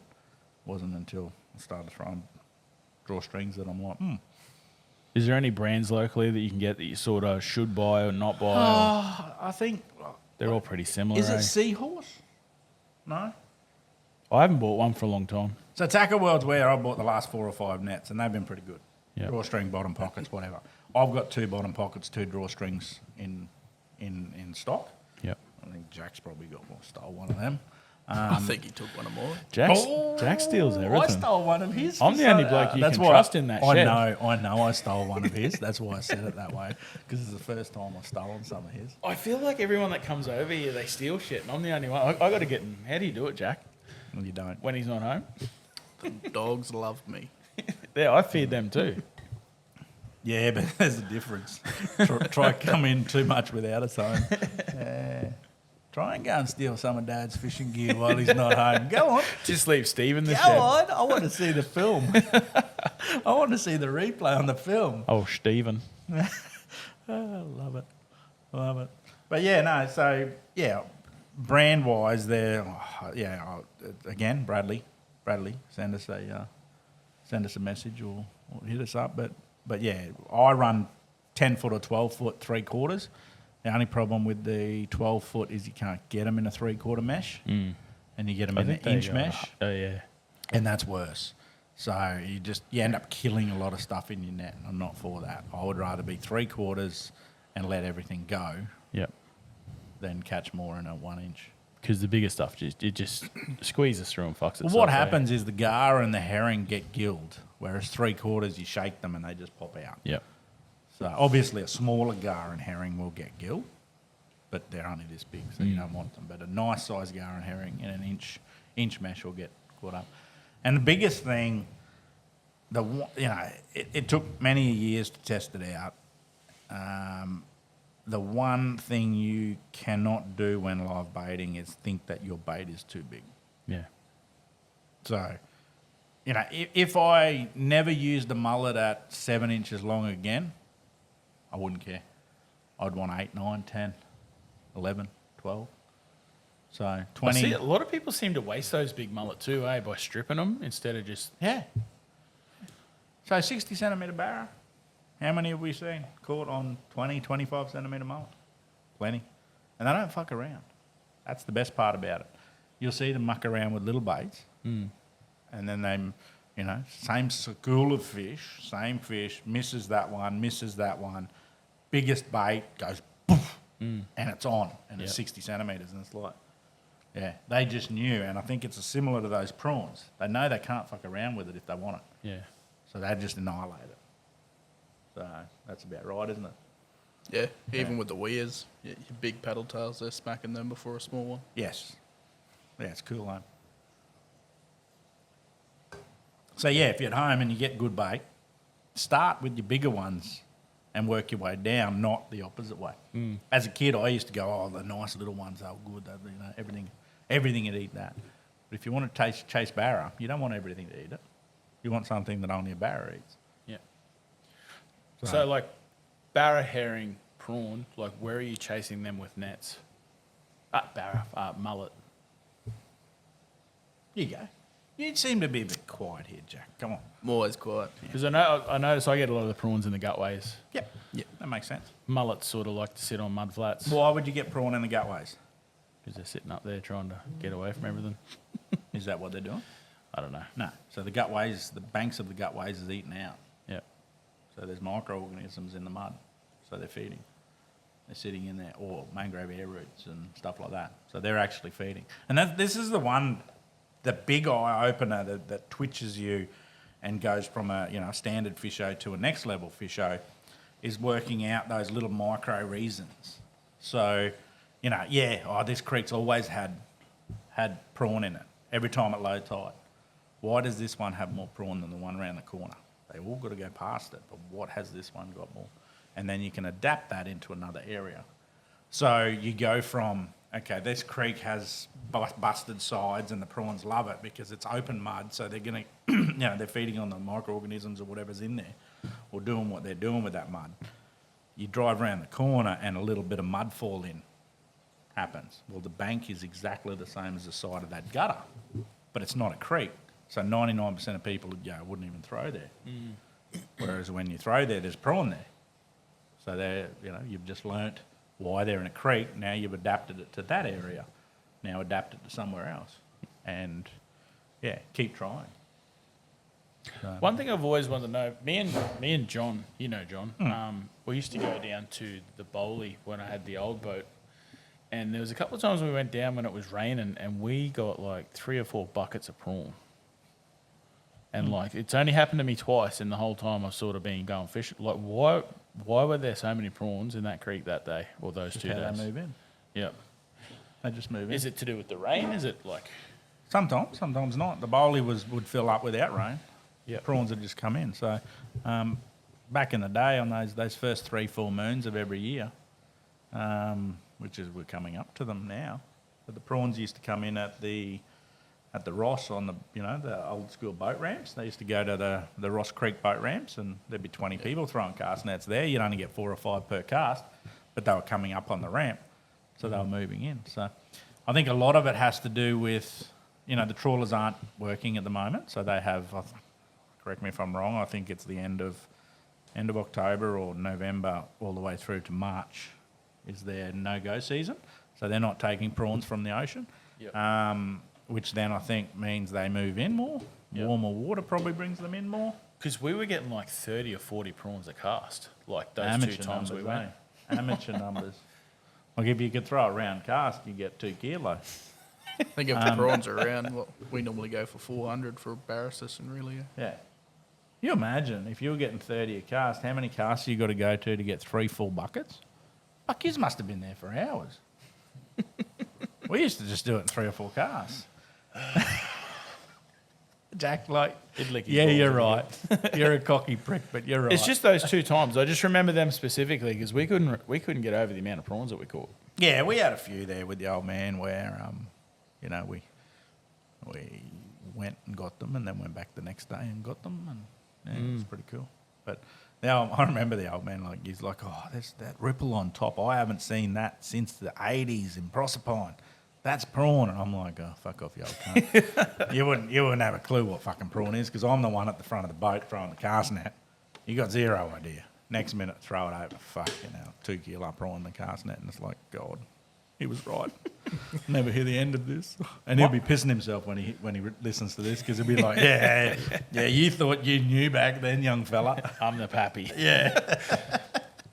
Because my uncle, he'll go for a run past all the gutways and watch the wake hit it and see what's jumping. Yeah, I think back in the AFS days, I put a video up of a creek. It would have been 2.5 metres wide. I think you would know where it was. and we drove up the middle of it, and I just sort of half speed driving up the middle of it and just watching litres and litres of prawn just jumping out behind us. That's how they run. Problem I have with it is they are tasty, but You don't like peeling them? they just get flogged. Yeah. So people don't understand that this is the recruitment of all the bait into a system. So say down the Ross when they run, and there's 40 boats down there, and they'll try and flog and flog and flog. Now, can you imagine if that was Barra? Yeah. You imagine how that'd go? If there were 50 boats going down to get their 5 Barra each and then going home, going the next day and getting 5 more. And the guys don't understand that that is the recruitment of everything in the system. Everything eats a prawn. And if they take a ton of prawn out of that system and only 2 ton come in, it's 50% Yeah. of the benefits that creek, that system could get. So, yeah, we used to use them live baiting and we'd try and get quite a lot. But at the same time, when it was left during the, what was left after the day, we'd try and release somewhere where we knew we could get them the next day. Or Do you think 5 is too much? And do you think that the off season is long enough for them to recoup? Barra, Yeah. I don't think we bother with an off season. There's a lot more people educated than I am, but what's the point in having an off season when they start spawning way earlier than the closed season? And the last 5 years, the best recruitment stage and spawning stages have been February, March, April. So why would you have a closed season? Why wouldn't you just drop the max limit down to 85 Yeah. or 90 and then let people go? Yeah, don't keep the breeders at all. I agree with that. Like, you still catch them. Cool, get your photo, put it back in the water. But I'm going to be hated for it, but I'm happy for Barra to go to 2 per person when it comes to recreational fishermen. Yeah. And then have no, instead of having a closed season, drop that to say 1 per person, and that has to be between 58 and 85. And like 4 max a boat or something. Yeah, yeah. But I agree with the No, whole... just 1 per person. With Forget the the whole max. boat stuff. Drop the max down. People are silly and dumb when it comes to working out what a possession limit and a boat limit is. So many don't understand either. So fisheries need to educate and just make it simple. I was talking to one of the pro fishermen yesterday about a few things that we've got going, and it's like there's so much red tape and small little rules and regulations that go with the fishery, and like, why? Why have it like that? I don't quite understand it. Let's make it black and white. 2 per person. If you want to have a closed season, have the closed season, fine. Enforce it. Someone's trying to catch them out of season, you fucking go fine them. Put that fine back into the restocking of the dam or, the waterways. And, because if I've done the wrong thing and I got caught, I'll put my hand up and say I fucked up. Yep. But I'd prefer my 400 or 500 or whatever the fine is to go into there. Yeah. If as a charter operation, if I was intentionally doing the wrong thing and going and fishing a spot and I got caught and it was a $20,000 fine, whatever. It is what it is. I did the wrong thing. Fine me. But I want that fine to go into the local area. Yeah. Don't go into a kitty down south. Put the fine back into the stocking. Yep. Wherever it's done wrong, put the fine back to it. So that's how I look at it. But I think 2 per person's fine. I don't think there's a reason to have more than 2 Barra per day. It's not like Spanish mackerel where you've got to drive, you're going to go 40 mile offshore to get your 1 per person. Like, I can understand the uproar there, but I don't understand the uproar on Barra. Like, a Barra's got to be a good fish. At 60 centimetres, 58 centimetres to be legal. Yeah, and I don't understand why you're keeping fish to eat. Like Barra, over 90 centimetres to eat. The meat's starting to go shit. They're the breeders. Yeah, well, it's not, one of not those... shit, but, it's just the bigger they get, the... They say that, They but don't taste. the bigger freshwater ones and the bigger DNA freshwater strains. But I've eaten meateries, oceanic meateries, and they're fucking beautiful. Yeah. But I totally understand it. I wouldn't kill another one. So why, yeah. But that's me. We've only kept one because Yeah. that was because the bull shark killed it. Yeah. That fish was going back. But, yeah. But this is the argument I've always had with people when they go, oh mate, he's killed a meter Barra. end. And it's like, so, you know, it might be his first barra. Why shouldn't he be able to take it? Why should it be a black mark on that? If it's his first barra and he catches 3 for the year and they're all a metre, is that better for the environment than someone catching 50, 60 centimetre ones and killing them all? Yeah. What's worse for the environment? The 3? I would say the 3. If the others are recruiting well and the system's well, then why not? So let's eradicate that argument and drop it back to 90 centimetres or 85 centimetres. I do like the 2 fish one argument, but I think that's better. Well, 5 barra, we've done it many a times when we want fillets for our freezer. Yep. You know, 5 barra each, you sit there and you fillet 10 barra. And people think it's overkill, yeah, but one slab, one side of barra will feed my family at 60 centimetres, will feed my family for 2 full meals really well. So, you know, 5 fish is actually 10 meals for us. So that's 10 meals of steak we don't have to buy at $30 or $40. So when you start looking at that, it's it all adds up. So you don't want to stop people from catching them and keeping them and eating their fish that they're catching. So 2's fair, if not 3. Like, I don't know. It's one of those ones. How did they come up with the max size? Like 120 is a big fish. It was all based on the commercial take and the size of the nets, I think, at the time. Some boys in the future will correct me if I'm wrong, Bullimore or the pros or that we'll have on. But yeah, it was all based on that. It's absolutely dumb. It is the most Neanderthal rule we have, is to be able to keep a metre 19 barra. Yeah. That is the fucking dumbest shit I've ever seen in my life. Like, and if you're arguing against that, you shouldn't be fishing in our fishery. That's how I look at it. Like, that's being a bit forthcoming, but, you know, like, yeah, at what stage should you be keeping a metre 19.5 barra?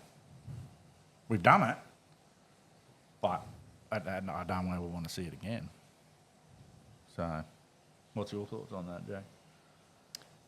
Yeah, why would you kill something that's going to help you in the future? Makes sense, eh? Yep. And that's why there is this push with netting and, you know, the net closures on the East Coast. You know, and I totally understand it's, you know, some of those pro netters, you know, are good lads, did the right thing for a long amounts of time, but, you know, they're reaping the negatives from the guys who weren't doing the right thing.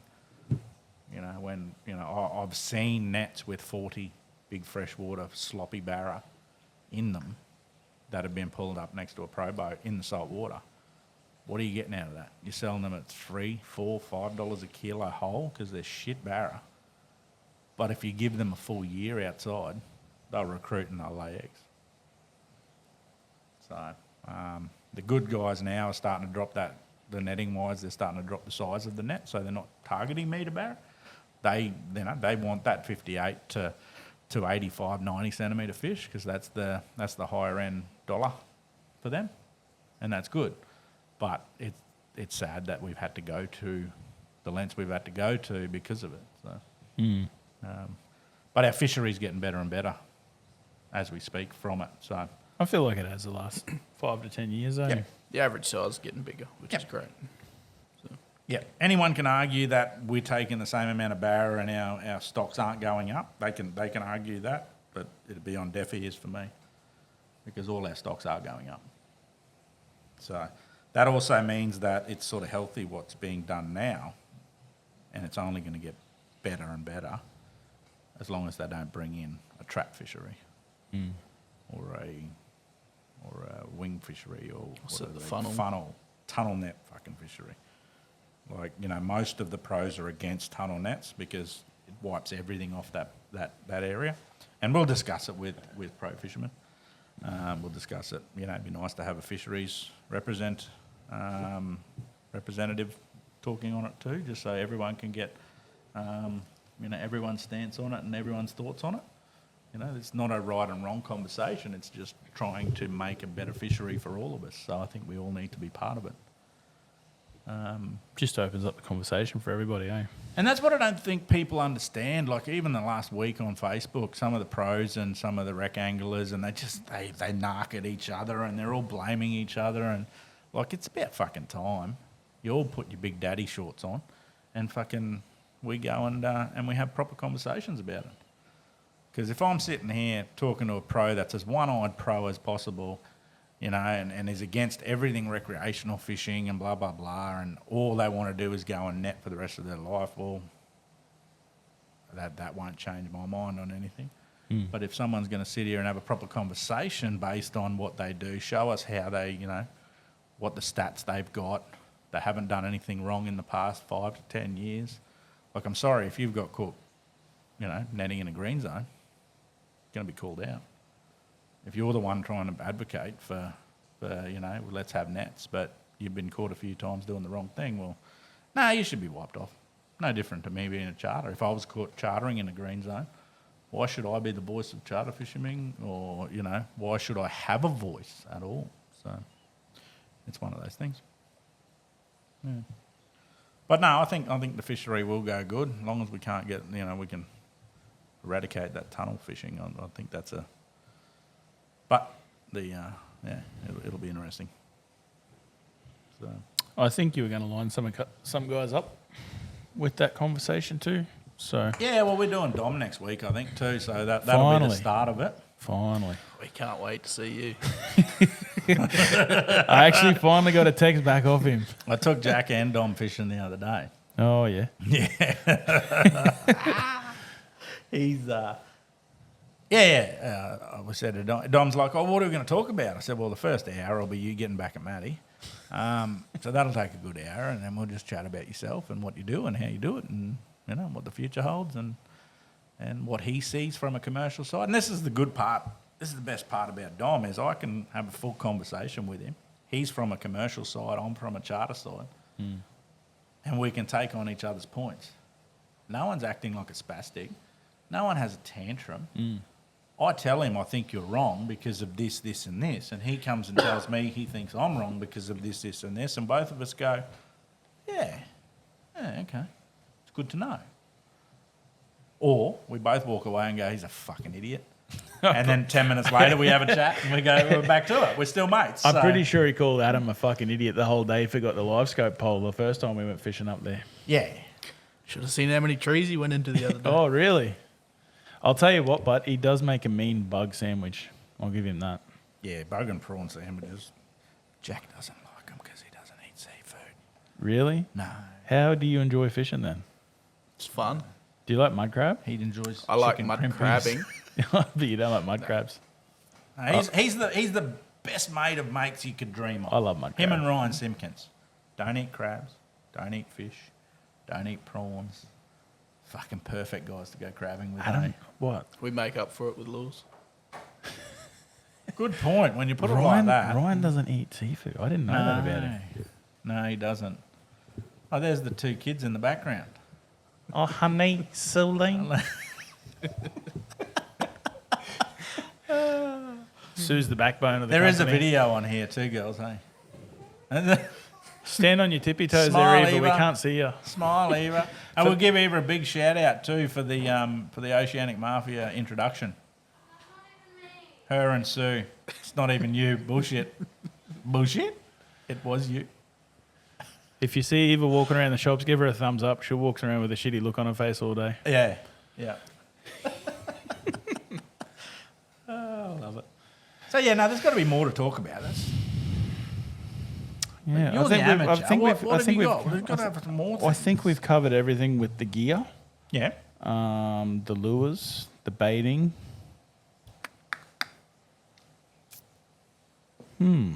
Jack, anything? You're the more bait fisherman. No, I'm not anymore. I used to be, but Then he bought a live scope. fucking hell, I'm never gonna leave that one down. I'll cop that one, sweet. Yeah. Then I had Deacon the other day jabbing me. He had the camera out. He's like, "Matty, you ever gonna buy a Calcutta? I'm gonna videotape this." And I said, "Not before you're 18, mate." Bullshit. You'll get one. I'll bet on that. You'll get one. You'll get one. You'll get one. I'm not getting a live scope. Oh, live scope. Oh, not going to get a Calcutta. Oh, how much do you want for that Calcutta, Adam? Too much for you, Matty. I got a gen set I'm trying to get rid of. Yeah, I'll give you one Calcutta for that. Genset welder Yeah. Yeah. Spilled up with 30-pound audacity braid. and a Dobbins, didn't you say? It's probably mine anyway. Yeah. Oh, yeah, big swim bait Dobbins that's there. Yeah, yeah. No, yeah, well, that's for the amateur side. What about, let's look at the guys in a boat. What can we say to benefit someone fishing for a boat in this open season? So without going into where they should fish, like, let's look at how they should be approaching a river. How would you go? You going into a river you've never found Barra before? Never been before. How are you going to find Barra? Where are you going to sound? What are you going to look at? What's most important? I mainly look for the deeper holes, your banks that have sort of fallen in, Yeah, them sort of areas, maybe your Y sections. yeah. So instantly with that, what pushes me is, okay, we're going to have 3.6, 3.7 metre tides for that first week of Barra season. So let's forget that for the first week. This is what we'll be talking about in neap tides. So it'll be the second week of Barra season in Townsville. This is how you'd want to approach a creek. So so you're going to fish those areas. You're going to look. What are you looking for? So when you say bank fallings, Just on the banks, are they high banks? They are high banks. Yeah. So sometimes you can find them where, like, your mangrove trees, roots and stuff have fallen in, which create more of a snag. Yep. so Even that's little like mud a bend. ledges. That's a bend where the current Yep. and the tide is pushed. Your Y and- sections, you're sort of looking for ledges. Yep. If there's snags sort of on the banks of the Y sections, even better. Yep. Yeah. So traditionally with a Y section, you'll always have one creek pumping out harder than the other creek. So when you're talking about ledges, it's only from erosion as such on the floor bed, because the main system is coming out and a subsystem is joining it. So there's whirlpool action there on big tides, which then creates unevenness in the floor bed. So the ledges you will find obviously where that main system eats into the other system and then creates into one, and then you'll find it on that edge there, and then you will find it on the opposite side where it joins as one system, because that's where backwater will flow. So you've got two positions there that are very key, that you will only see on neap tides based on the floor with your sounder. But if you go back on a big tide, you'll see the swirling. Yeah. And then you put two and two together and go, well, that's why that sand down there is 1.5 meters deeper with a ledge there. It's because of this swirling on the big tides. You won't fucking see a fish there on a big tide, but you'll see the swirling. And then on the smaller tides, they come and sit on that ledge. Yep. So with the big tides, how would you approach it? I wouldn't even fish them at all. So I'd be fishing out the fronts. Yeah. So on the flats, on rocky headlands, up in the bays, on the beaches. Yeah, that's how I'd approach that. So going back to it though, Upper Creek, like we just discussed the Y section and why they're there. Big bends, banks fall in. Sometimes on those straight bends, what on the straights you'll find mud clump fall-ins and stuff like Yep. that. Yep. Sometimes you can find a good log down in 4 or 5 metres of water that normally hold fish too. Yep. So what's different to that log compared to others for the people at home? Normally it's, you find some bait in the area. Yep. But physically wise, like what is that log doing out there? It's from a flood, obviously. Yep. And it's not just the natural mangrove that has fallen in, is it? It's a hardwood tree. It is a from up hardwood tree. further. It's normally come up from... Yeah, it's and that's what people think, oh, there's a snag in the middle, it must be a mangrove. Well, it's not. It's actually a hardwood tree that's come around and fallen in at some stage. And for the blokes at home, people at home, there's so many different types of mangroves as well, isn't there? So you'll find some banks will degrade and rot down quicker than others, which makes the ones that don't rot down a better snag because it's there longer and holds more fish. Yeah. So time is a good factor to breed fish. They know where to come back to. Well, you look at the Burdekin, some of them snags have been there 15 years. Or logs, I should say. Yeah, because they're all hardwood timber from Yeah. up the top, and they've been solidified basically. Yeah. Yeah, they don't move. They just sink into the sand or get blown out further. So that's a cool option there. And then when we talk mud clumps coming in and Sometimes banks will just fall in. Has a lot to do with the amount of fiddler crabs and all those sort of species that are in those mud banks. When a bank falls in, you usually see all that blown out holes in the back of it, and it's usually because animals have dug down. Crustaceans and all that sort of stuff have dug down, and it's just separated. So that's pretty cool. And how would you approach that? Like, I know there's one spot over in the bay that you get better fish on a bend. You know what I'm talking about? I do, yes. Yep. So we're not going to say where it is or whatever, but like, how would you approach that? So when you're sounding up to it, it looks like a good bend. It looks like there's probably 10 bends like that in the system. How do you approach it? How do you know whether there's barra on it with your sounder? Well, first you side scan it. Yep. Sometimes they don't show up on the side scan, so I live scope it. Yeah. And because it's got that about metre and a half, then it drops down into 3-4 metres. Yep. Sometimes they sit on that edge or they come up into the shallow chasing the bait. Yep. That's perspective. Sit there for 10 minutes, just watch for a little bit. That's the big key. It does a couple of things, doesn't it? It does. You can Yeah. see there what they're doing, if they're active. Yeah. Yeah. So if they're not active, then you can pinpoint them. yeah, that's our fencer. We actually need to go over and do some work. But you're sitting there and watching them does a few things. So if you beat your mitten coder or your motor guide or your whatever you've got, Garmin, Kraken, whatever, and then you cast straight away, it may add to the fact that they will spook a lot easier too. Yep. You sit there for 10 minutes without a lure in the water and you just observe, watch them, see what they're doing, how they're moving and all that sort of stuff, then I think you've got a better chance overall with them as well. Yeah. We struggle because you see fish, you're like, I want to catch it. But yeah, sometimes you just sit and wait. Doesn't annoy the fish as much. So that's a good one too. But yeah, so you'd approach that. You've driven past it. It's a bend. You've done a ewer. You've seen a couple of fish. You've done a ewer. You come back. You drive over it again. For some reason, when you come back the other way, there's more fish than the first time or It's less just fish. different angles. It's just weird how that happens. You're in exactly the same spot, but you're right or left, Yeah. and it shows up more fish or less fish. Yeah. Now, two reasons could happen is they're moving around and then you see them, or the other reasons is the beams on those sounders. So you've done your drive back, you've looked over it, there's half a dozen barra there, you chuck your live scope down, now there's 25 barra swimming around, and you're like, position yourself. So how do you position yourself? I like it so the tide's sort of running towards me. I Yep. can slowly bring that prawn back with the tide. Yep. And that's dead straight, angle to the bank. I angle just because of how I've got my boat set up. Yep. Yeah. Do you think it's better? Like, what benefits do you get from angling at, say, 45 or 30 degrees to the bank? So what we're saying is that you're casting straight forward. So say the snag is there. Say the snag is where my thing is. The bank comes across here. So you're going to angle yourself out so you can throw back at 45.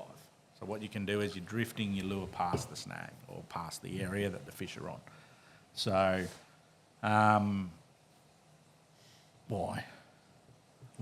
Get some questions. Oh, you can if you want. No one will be listening to go live. But, so you drift it past. You'll get it to where you need. Are you getting more time in the water because you're at 45? Are you finding that? So you're drifting I think past. you are, and you also have a better contact with your lure, I suppose. 100%. Yep. That's where I was sort of alluding to. Yeah. So overall, your prawn's coming past. You're actually pulling it on a slight angle, but you're letting it drift as well at the same time. Yeah. And that's what people don't understand is you're not actually just throwing it to there and then winding it in. You're throwing it to here to drift past that snag, and you just jig to wherever you need to be on that snag. So if the barra's sitting on that edge right there, you want to bring it past, right in front of the snag, bring it across, and then get the dunk. Yeah. So I find I'm with you. Like, if I'm dead straight from it and I'm on the other side of the snag, and then you're pulling straight through, well, you get a lot more snags. You do, yeah. You can't see your lure as good, and you go from there. So, yeah, it's one of those interesting ones. So, yeah, so I like to be at 30 or 45%. That's about where I am. Yeah. Percent degrees, dickhead. I know what you meant. Yeah, yeah. 30 degrees off the snag. Yeah. Good at maths. Yeah. Maths, MF, MAF. Yeah, so that's pretty cool. So if you were to fish a ledge, how would you approach it? Depends on what sort of ledge. So identical to how you would approach there if it's a It's just if it's a side-on deep ledge. Y-section ledge. So a deep Y-section ledge, similar. You want to. I'd put myself in the run to be casting up onto the backwater where they're sitting. That's just me personally. Otherwise, if you're sitting on the opposite side, then you're actually pulling the wrong way. I don't like it. That's more of a personal thing. So yeah, I'd be sitting just in that current run. So when you're just about to say, I'm done with that prawn, that's when the current's moving the most. Yep. So that's about where I would position my boat. So yeah, that's that. And then obviously a big ledge if it was sideways or a rock wall or something like that where the water's pushing directly onto it. I'd creep, and we've done it down some of the other systems we fished on where we're big snags in the middle, same deal. Instead of being at 45, like you always try at 45. If that's no good, stay on top of the snag. So say 1.5 meters back from the snag, and then throw forward on it, and then just come up the top of it. Yep. So it's almost identical to how you do it at 45, but you're doing it from above, if that makes sense. So, what? Brian Stanborough. Brian Stanborough. The guy in the God, here we middle go. has a head for radio. Lucky, I think it says Really? Lucky can catch fish. Really? Special? Thanks, Brian. See you on Sunday. Legend. So Brian's the cobia king. Likes to go for a swim every time he catches a cobia. Just to put it out there. He'll know what I'm talking about. Had to be saved. I think Bryce had to save him. Oh, really? Yeah. Caught a cobia. Thought he'd go up the front and play it around the front of Audacity and fell in. Yeah, right. Yeah, so nice work, Brian. Hopefully he's only a little bloke. So to get back to what I was saying about being on top, I'm looking at the camera there. That's the snag. We want to sit just back from it, and then we're going to drift that prawn in, hit it on the bottom, hit it on the bottom, hit it on the bottom, bring it up the front of the snag, up to the boat. Mm-hmm. So that might mean you want to jig the boat forward, depending how much run there is. Yeah, it's just one of those things. So no different to at 45 if you're doing that, but you're doing it from above. So, yeah. Yeah, so that would be that one. Otherwise, it's, basically if you've got side imaging, down imaging, live scope, it's no different to fishing rock ledges and banks and that sort of stuff. So, yeah. Anything you want to add, Matt? No, I mean, I'm just listening, learning. This is the sort of info I'm chasing. Any areas you want to know? Look, going fishing with Adam recently, I've learnt about the pressure points, where the tide's pushing through. That's places where I've never looked before, especially just luring. Yep. But yeah, normally I just used to snag bash because it was just fun. But yeah, from what I've seen, what are we doing this now? 6 months we've been doing this, probably close to it. Yeah, it's about that. August we talked October. about it. Oh, yeah, but we filmed the first one in October. Yeah, but we've been fishing before that. But just haven't seen the way that they're fishing now is completely different to how I was doing it. So Yeah, and it's completely different to how I did it too when I was younger. It's completely different to how Jack did starting off. It's a total opposite to how you fish in a bank or on foot. Like, we've done some missions on foot places and, it's totally different fishing. It is. We've actually talked about going back to some of those areas in boats to attack it how we attack it from a boat's point of view because we feel that would be a better option. yeah. Yeah. Geez, I'll tell you what, I look better in that computer camera than that side camera. Holy fuck. Can see your double chin. Wow. Double chin, it's a quadruple, mate. I wish I could. That's a fisherman's Mate, fucking I've been champion, trying mate. to grow this shit since 1985. I know. Only real men. Do you can think do I that. could grow a I've been beard? trying to shave this shit off since 1985. I wish I could. It's funny, as an 18-year-old, you're like, I wish I could grow beard hair. And then as an old fella now, it's like, fuck, I just want to go on. I only had my first shave last year. If I could get a Like laser a done Velcro. and never have to shave again, I'm sweet with that. Oh, how good would that be? Mine gets to a wax it. point. Wax it? We'll wax it. Well, fucking wax you first. Mine gets to a point where it shows off all my chins, but doesn't get long enough to hide them. So I hate it. I Yeah, really fair do. enough. You'll grow into a man soon. It'll happen, mate. I say that to Deacon all the time. I reckon Deacon's got more chance of getting there than you do. 100%. I have no doubt. He'll have a big bushy Dean Heath beard. So, without going up I know we're on Barra, but Yep. is it the same sort of stuff you're looking for out in the deep, like just your holes and that, currents and that, or? Well, you tend to find them on those sand whoops and those sort of things out deep if you're going to find them. Very hard to see on sounders. Yep. But yeah, need a bigger beard, Lukey, eh? Well, fuck, I think you're right, brother. So, just don't crash that gas truck, hey, Luke? Just keep it straight, regardless of what I say and do. But yeah, so out in the middles, yeah, you can find fish in the depths. They're a lot harder to find. And there can be 50 barra sitting in sand whoops and lumps and bumps out in the middle, and you side scan over them and you can't see a thing. It's quite amusing. What do And they then you blend chuck in, the do lives- they? Yeah, they just sit in. That's where the live scope comes There's into not much. play. What people don't understand is a 60 centimetre barra is wax on the camera. Maybe that's what we need. Wax it on camera, right? No fucking thank you. Yeah, so maybe like when you're looking at a barra sitting on the floor, a 60 centimetre barra is that high. Yep. It's less than 20 centimetres deep. So your side imaging is at 25 metres wide. How the fuck are you expecting to see something that's 20 centimetres high and that deep through, sitting plonked on the bottom? Yep. It looks like a little tiny lump. So it's not until you live scope and then you see one lift up and look around Yep. that you can actually see the numbers of them. So, yeah. What do you like with the live scope, Jack? Are you a forward or are you Depends the scout? area. Yep. If I'm, say, on a shallow ledge where it just drops off, I like the perspective just to see the fish come up off that ledge. Yeah.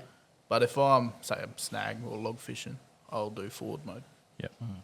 just so I can see that lure, pop it over the log. Yep. Forward mode with the Garmin's, it frustrates me a lot more than it does the Lowrances. I think you can see a lure a bit better with the Lowrance. We haven't been able to tune my Garmin in to be really good forward mode yet. Yep. I'm yet to see that. So Well, when we were throwing the other day in the fresh up there, like it even like with the scout, it's even showing you the splash. So like it's Can get that on the Garmin. Just Oh, got to can point you? it to the top. yeah, right. yeah, no, that bit's all good, but it's that simple. You don't get the blob on the Garmin. You only get, you know, Yeah, yeah. that It's tiny little because it is speck. a nicer, cleaner It image is, yeah. that it doesn't show your lure as much. That might go missing at the end of the pod, just quietly. Yeah, He's getting closer to cola. $25. There's your fucking spotted carrot. Fucking come up with some stupid Spotted names. fucking carrot. Yep. What do you reckon, Bugs guy? Bunny. Anyone Bugs on- Bunny would be happy with that. Do you reckon we need a cola one? Is that close enough, you reckon? better? I'll take that one. And this one here. Oh, is not gonna al- lie, I was This gonna one try and here has sneak already off. caught about 10 big barras, so it's the one you want. It even smells like barra. Yep. That's good. I'll keep that one. You will hear if I do. What? Blow up half the block. Yeah. Yeah, that'll be quite funny. Everybody will have gas bottles banned then. It just is boo. Lukey would be powderized dust. Any other expertise, Jack, you have? Yeah, what is he good at? Donuts. I've had a few of them. They're your learning days. Yeah. You learn more on those donut days. Well, it's like saying I bad day fishing, still good day on. Fuck off, wanker. He hates that. No, I'm the same with donut days. It's like you learn more with donut days. Bullshit. It fucking infuriates you. You hate it. And because of that hate, you don't fucking learn more than that. You learn more on a day you catch one because you've scratched up one. You've tried and thought about everything you could get, and then you went and you finally got one. You didn't fluke it. You actually went for it. Lukey says white gimp for the win. Definitely. Way better. Or white. That's your white. I like that white one with the green on it. Yeah. Nah, he gave me one up the Ingerbrook when we went up there fishing with Dom, and the hook was bent. He does that regularly. Yeah, He's makes right. himself look better. He's right. Yeah, because I need to stoop to those levels, mate. Come on. If there's money on the line, you will. Good point. But neither was there money on the line. That was the day there was just blue salmon everywhere. I've never seen anything like it. Then all the threadies come out of nowhere. Yeah. Yeah, no, it was pretty cool. Very cool. Any other What else? expertise you want to put out there, mate? Anyone else got any questions? White gimp for the win. No, that's about it. That's like 4 more messages than I thought we'd get. Thanks, Lukey. Thanks, Brian. Mate, it's our first. I thought it was a good idea because I was just like, just in case, like, because we've covered a fair bit, in case anyone had anything they wanted to ask. It's one of those things like Matty thinks there's 400 good ideas and one might come from it, so we'll just see. We'll just see. But no, any interaction is better than that, better than nothing. But yeah, hopefully this sort of helps, the guys who are just starting off to want to catch a barra. We're going to go, like we talked about, in a bit more high depth with the educational side over the next few weeks. So it'll be cool to have a couple of videos there and explain exactly what we were talking about, how to rig the baits, why, where, have them moving, all that sort of stuff. So, yeah, so that'll be cool. Might actually do some video stuff. Yeah. And I mean, like, feel free to leave comments under this because I'm pretty sure the live save. If there's something else you just want to know about, like, we're happy to sort of add topics into conversations and that. Yeah, yep. Well, next week we'll be talking to Dom, so that'll be a cool little conversation. Happy as, and it'll be interesting. It won't be a conversation. It'll be full on war. Not for the first hour, it won't be. No, but he's got a little bit to catch up on you. You have hung shit on him without him being here, so you deserve it. Mate, you throw just as much fucking shit at him. Oh yeah, but I throw it in his face. That's the difference. I'm happy to give it to him. You will be. He's waiting. He's waiting. Here we go. What's this? Psycho glitter for the win. Psycho glitter, old ringer. From the Big Deek. Big Deek. Dean's going to go, you haven't made me my cola one yet. Is that Like cash Matty? for comment there, Deek? I feel like you say a lot of what Adam says. Mr. King, thank you. I'm wondering Keep if you, going, have a listen. Clint's actually one that I would like to come on and have a chat to, so it'd be good to actually have you on, talk about your fishing and the new page you've actually created as well. So I think that's something I'd like, if you're happy to do that, Clint. So that'd be cool. And that's about it. Luke's throwing it. Might show you a thing or two on February 1. Yep. Luke, you can fish, unless he's fishing next to William or myself or anyone else, and then he's fucking hopeless. But apart from that, Lukey can fish. Hey, Lukey. It must be hard. Like you imagine paying for a charter and going out, and then this guy cops it, throws it at you. Like, I do feel for him. No, he's good. Well, big shout out to Dean too for getting back to us, letting us know when he can do a podcast. Yeah. I think I messaged him on Tuesday. He's like, "Oh, just check me schedule." What the fuck are you doing? I might go fishing with him tomorrow. He's not that busy. Surely he's not that busy. No, he's just a full-time worker. What does he do for a crust? Works 38 hours a week. Ronald McDonald House. No, he manages your builder survey. Oh, does he? Yeah. Didn't know that. Yeah, he's the only guy that can look like a homeless bum at work. Well, he had a clean shave the other day. Good prick. Oh, he did. He had his goatee all sexy and everything, eh? And he walked out like he was proud. Yeah. Yep. Was good. All right.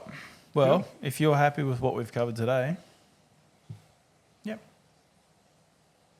No, I'm happy with that. Anything else you want to sort of plug? Or, I mean, you did say after this break you've been on, you're going to start looking for charters again. So I've never stole your fish, Lukey. Don't bullshit. people will be able to book for the Barra charters soon, or what are your plans there? Yeah, there's a few things going on in that arena. Charters are open, and we will take some bookings. I'm not going to do them through the web page, so message the Audacity page and get hold of Sue. That'll be your best way to go. Clint's just got back, so we can have Clint see if we can line up I'll get Matty to give you a message, mate, and see if we can line up a day that suits you, and we'll have you on. Where was I there? Barra charters. Yep. Yeah, so get hold of Sue. She'll lock you in. I'm only going to open up business requirements wise with staffing. I have to only have restricted days that I can 100% commit to. So there are, every second week there's quite a few days there that'll suit, but I'm not going to take any bookings on questionable tide days or anything like that. It'll only be the high end days that will be open for the next 3 months or so, and then we go from that. Okay, any tips on going? Any tips for a bloke going to give lure fishing for Barra for the first time? Any soft plastics? The go. Cool. So we did cover this, Tyler, in the start quite a lot with Jack on what plastics he would use. But if you're starting off, you can't go wrong with a weedless prawn or a weedless paddle tail, and that's going to help you, just not lose lures constantly. But it's going to allow you to throw in areas that are a little bit bushier and a little bit, snag prone, and get those fish out as well, which just it means you're throwing it, and 80% of the fish you can physically throw out, not 20% that are sitting out in the middle. So if that makes sense. So yeah, I would be looking at, weedless prawns. I'll be honest with you, I love the gimps, but when you're running them weedless, it's very difficult. So we tend to use them mainly in the open stuff. Weedless wise, you'd be looking at your samakis and your cooters and those sort of things when it comes to the prawns. I know Wilson come out with a wild shrimp, which is just it's just a bigger version of the Chinese knockoff of all those brands I just said. So they reinvented the wheel by just making a mould slightly bigger and doing that. Would have been smarter if they actually just created their own product. But yeah, okay, let's go. I don't mind me some Casteaks either. Casteaks are a good paddle, probably the best, one of the best when it comes to that. So Peace out, Luke. Have fun. cheers, Lukey. So yeah, I would be going down the lines of a paddle tail and a prawn soft plastic, or a floating hard body. Yeah. So that you can twitch, get it down to where you need, but then you can pause and it comes back to the surface. So happy for Matty to, if you want to message the page, Tyler, and we can show you some photos and what brands that we would use.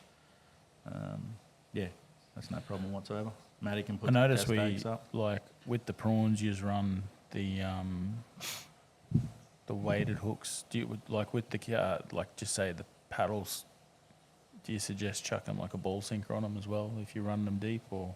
Yeah, it's all about the depth you do. So most of the paddles, if you run that weedless hook with a weight on it anyway, It'll take it it'll down. get down to where it needs. Paddle tail are a lot easier to work down because you can just pause and they'll actually swim down as they go. Yep. Whereas the prawn, you probably want a ball sinker on the front to get it down as fast as you can into that area and then bring it straight. So you're casting out, dropping it down, bringing it straight past the fish. Yep. Paddle tail, you can cast down and it's just paddling all the way down. So it doesn't matter if it takes 15 seconds for it to get to the bottom, and then you slow wind while it's on the bottom. So very similar way to use them, but I suppose you don't need that weight on the front as much for a paddle tail. Would I be right there, or you still do? I still do. Yep. I just run the full weedless hook with a ball sinker on the front. Yep. You'd run identical to the way you run your prawn. Exactly. Yeah. So I've got a few rigged up on the boat that we will we'll actually take some photos for you, Tyler, and Thanks, Matty Tyler. can send them to you. So Appreciate it, bro. He that's just easy. said, legend, thanks. Have just started listening to your podcast and really enjoy the content. So Yeah. Cheers, buddy. Cool. And hopefully we can just keep going and making more of it and having an understanding for everyone, what works for us. And what works for me doesn't necessarily mean it works for Matty or Jack or yourself. I can only give you what works for me. And then it'll be easier to explain later in time when we're getting these videos where you're watching me from the whole start of the cast all the way through to the end. So you'll know why I'm doing what I'm doing with that weighted lure for that reason. It's the same as anything, but like you listen to all different people, you take little bits from everyone and just 100%. sort of mould it for yourself, eh? Yeah. No one's 100% right. Anyone thinks they know everything. You learn something. You can don't. learn something off the biggest dickhead in the world, eh? Yeah, that's what you're trying to learn off me. I wasn't going to say it. Bullshit, you were going to get into it. Jack was I there. looked You can at see you, but him. I wasn't going to say it. Jack was just chomping at the bit. Yeah. Yeah, but it's one of those things. If you think you know everything, then you're blinded to certain things and you're not going to get any more experience in that. Anyone can be cocky and say they're the best. But once they fish their area out, they might be the best on that little spot. But once they fish that area out, can they adapt that elsewhere? And sometimes they'll need something else. You know, I look at it like Applin's Weir. I don't think there was anyone who would caught half what I caught at Applin's Weir back in the day. That's not an ego thing. That's just physical. I was catching, the same amount of barra as everyone else in total was catching there. But that doesn't make me good. That just means I mastered that spot. But if I wasn't good anywhere else, then that just means that that's one spot I'm good at and that's it. No Just point haven't- having but one then string on your bow. You haven't put the time in there those other spots either. That's exactly right, true. But there's certain ways you've got to apply yourself in different areas as well. So you go from that and thinking you're the best fishing one fishery like that and then going into reef fishing, chalk and cheese. Yeah. This may as well be a different sport. So, you've got to adapt and learn, take what you can learn from that area. And it's not just that style of fishing or that area or that lure. It's all of it combined and learnings moving forward. So, it's cool. All right. Well, if you're happy with that, I'm happy with that. Let's go think- build a fence. I think if we do anything like this from now on, we'll do it with the educational podcast, but we'll start it from the start just for a little bit and just like people can understand sort of what we're trying to do with the educational what we can ones. probably do, which we get ahead of the 8 ball, is actually, put some posts up and then say that we're going to do the educational one this Saturday at this time. I do like the interaction, but I feel like But that's what I'm saying. Yeah. And Yeah, you're just giving, give 'em a you're heads giving up. them a heads up. Yeah. Then you can do that. And then you can sit there and while we're doing it, then we can go off topic, boom, we can probably film the interaction one with the educational one, but then just cut Yeah. in and out so Sue can then get the full educational one to actually put on a different platform, and then we can still be doing one like this that gets all of it. Jack mustn't have fridges, did he the other day? No, sponsored by Red Bull now, mate. Doesn't matter, just throw them around, have them everywhere. So All right. Well, if that's us, you can we'd appreciate it if you could like the podcast on any of the platforms, give us a rating.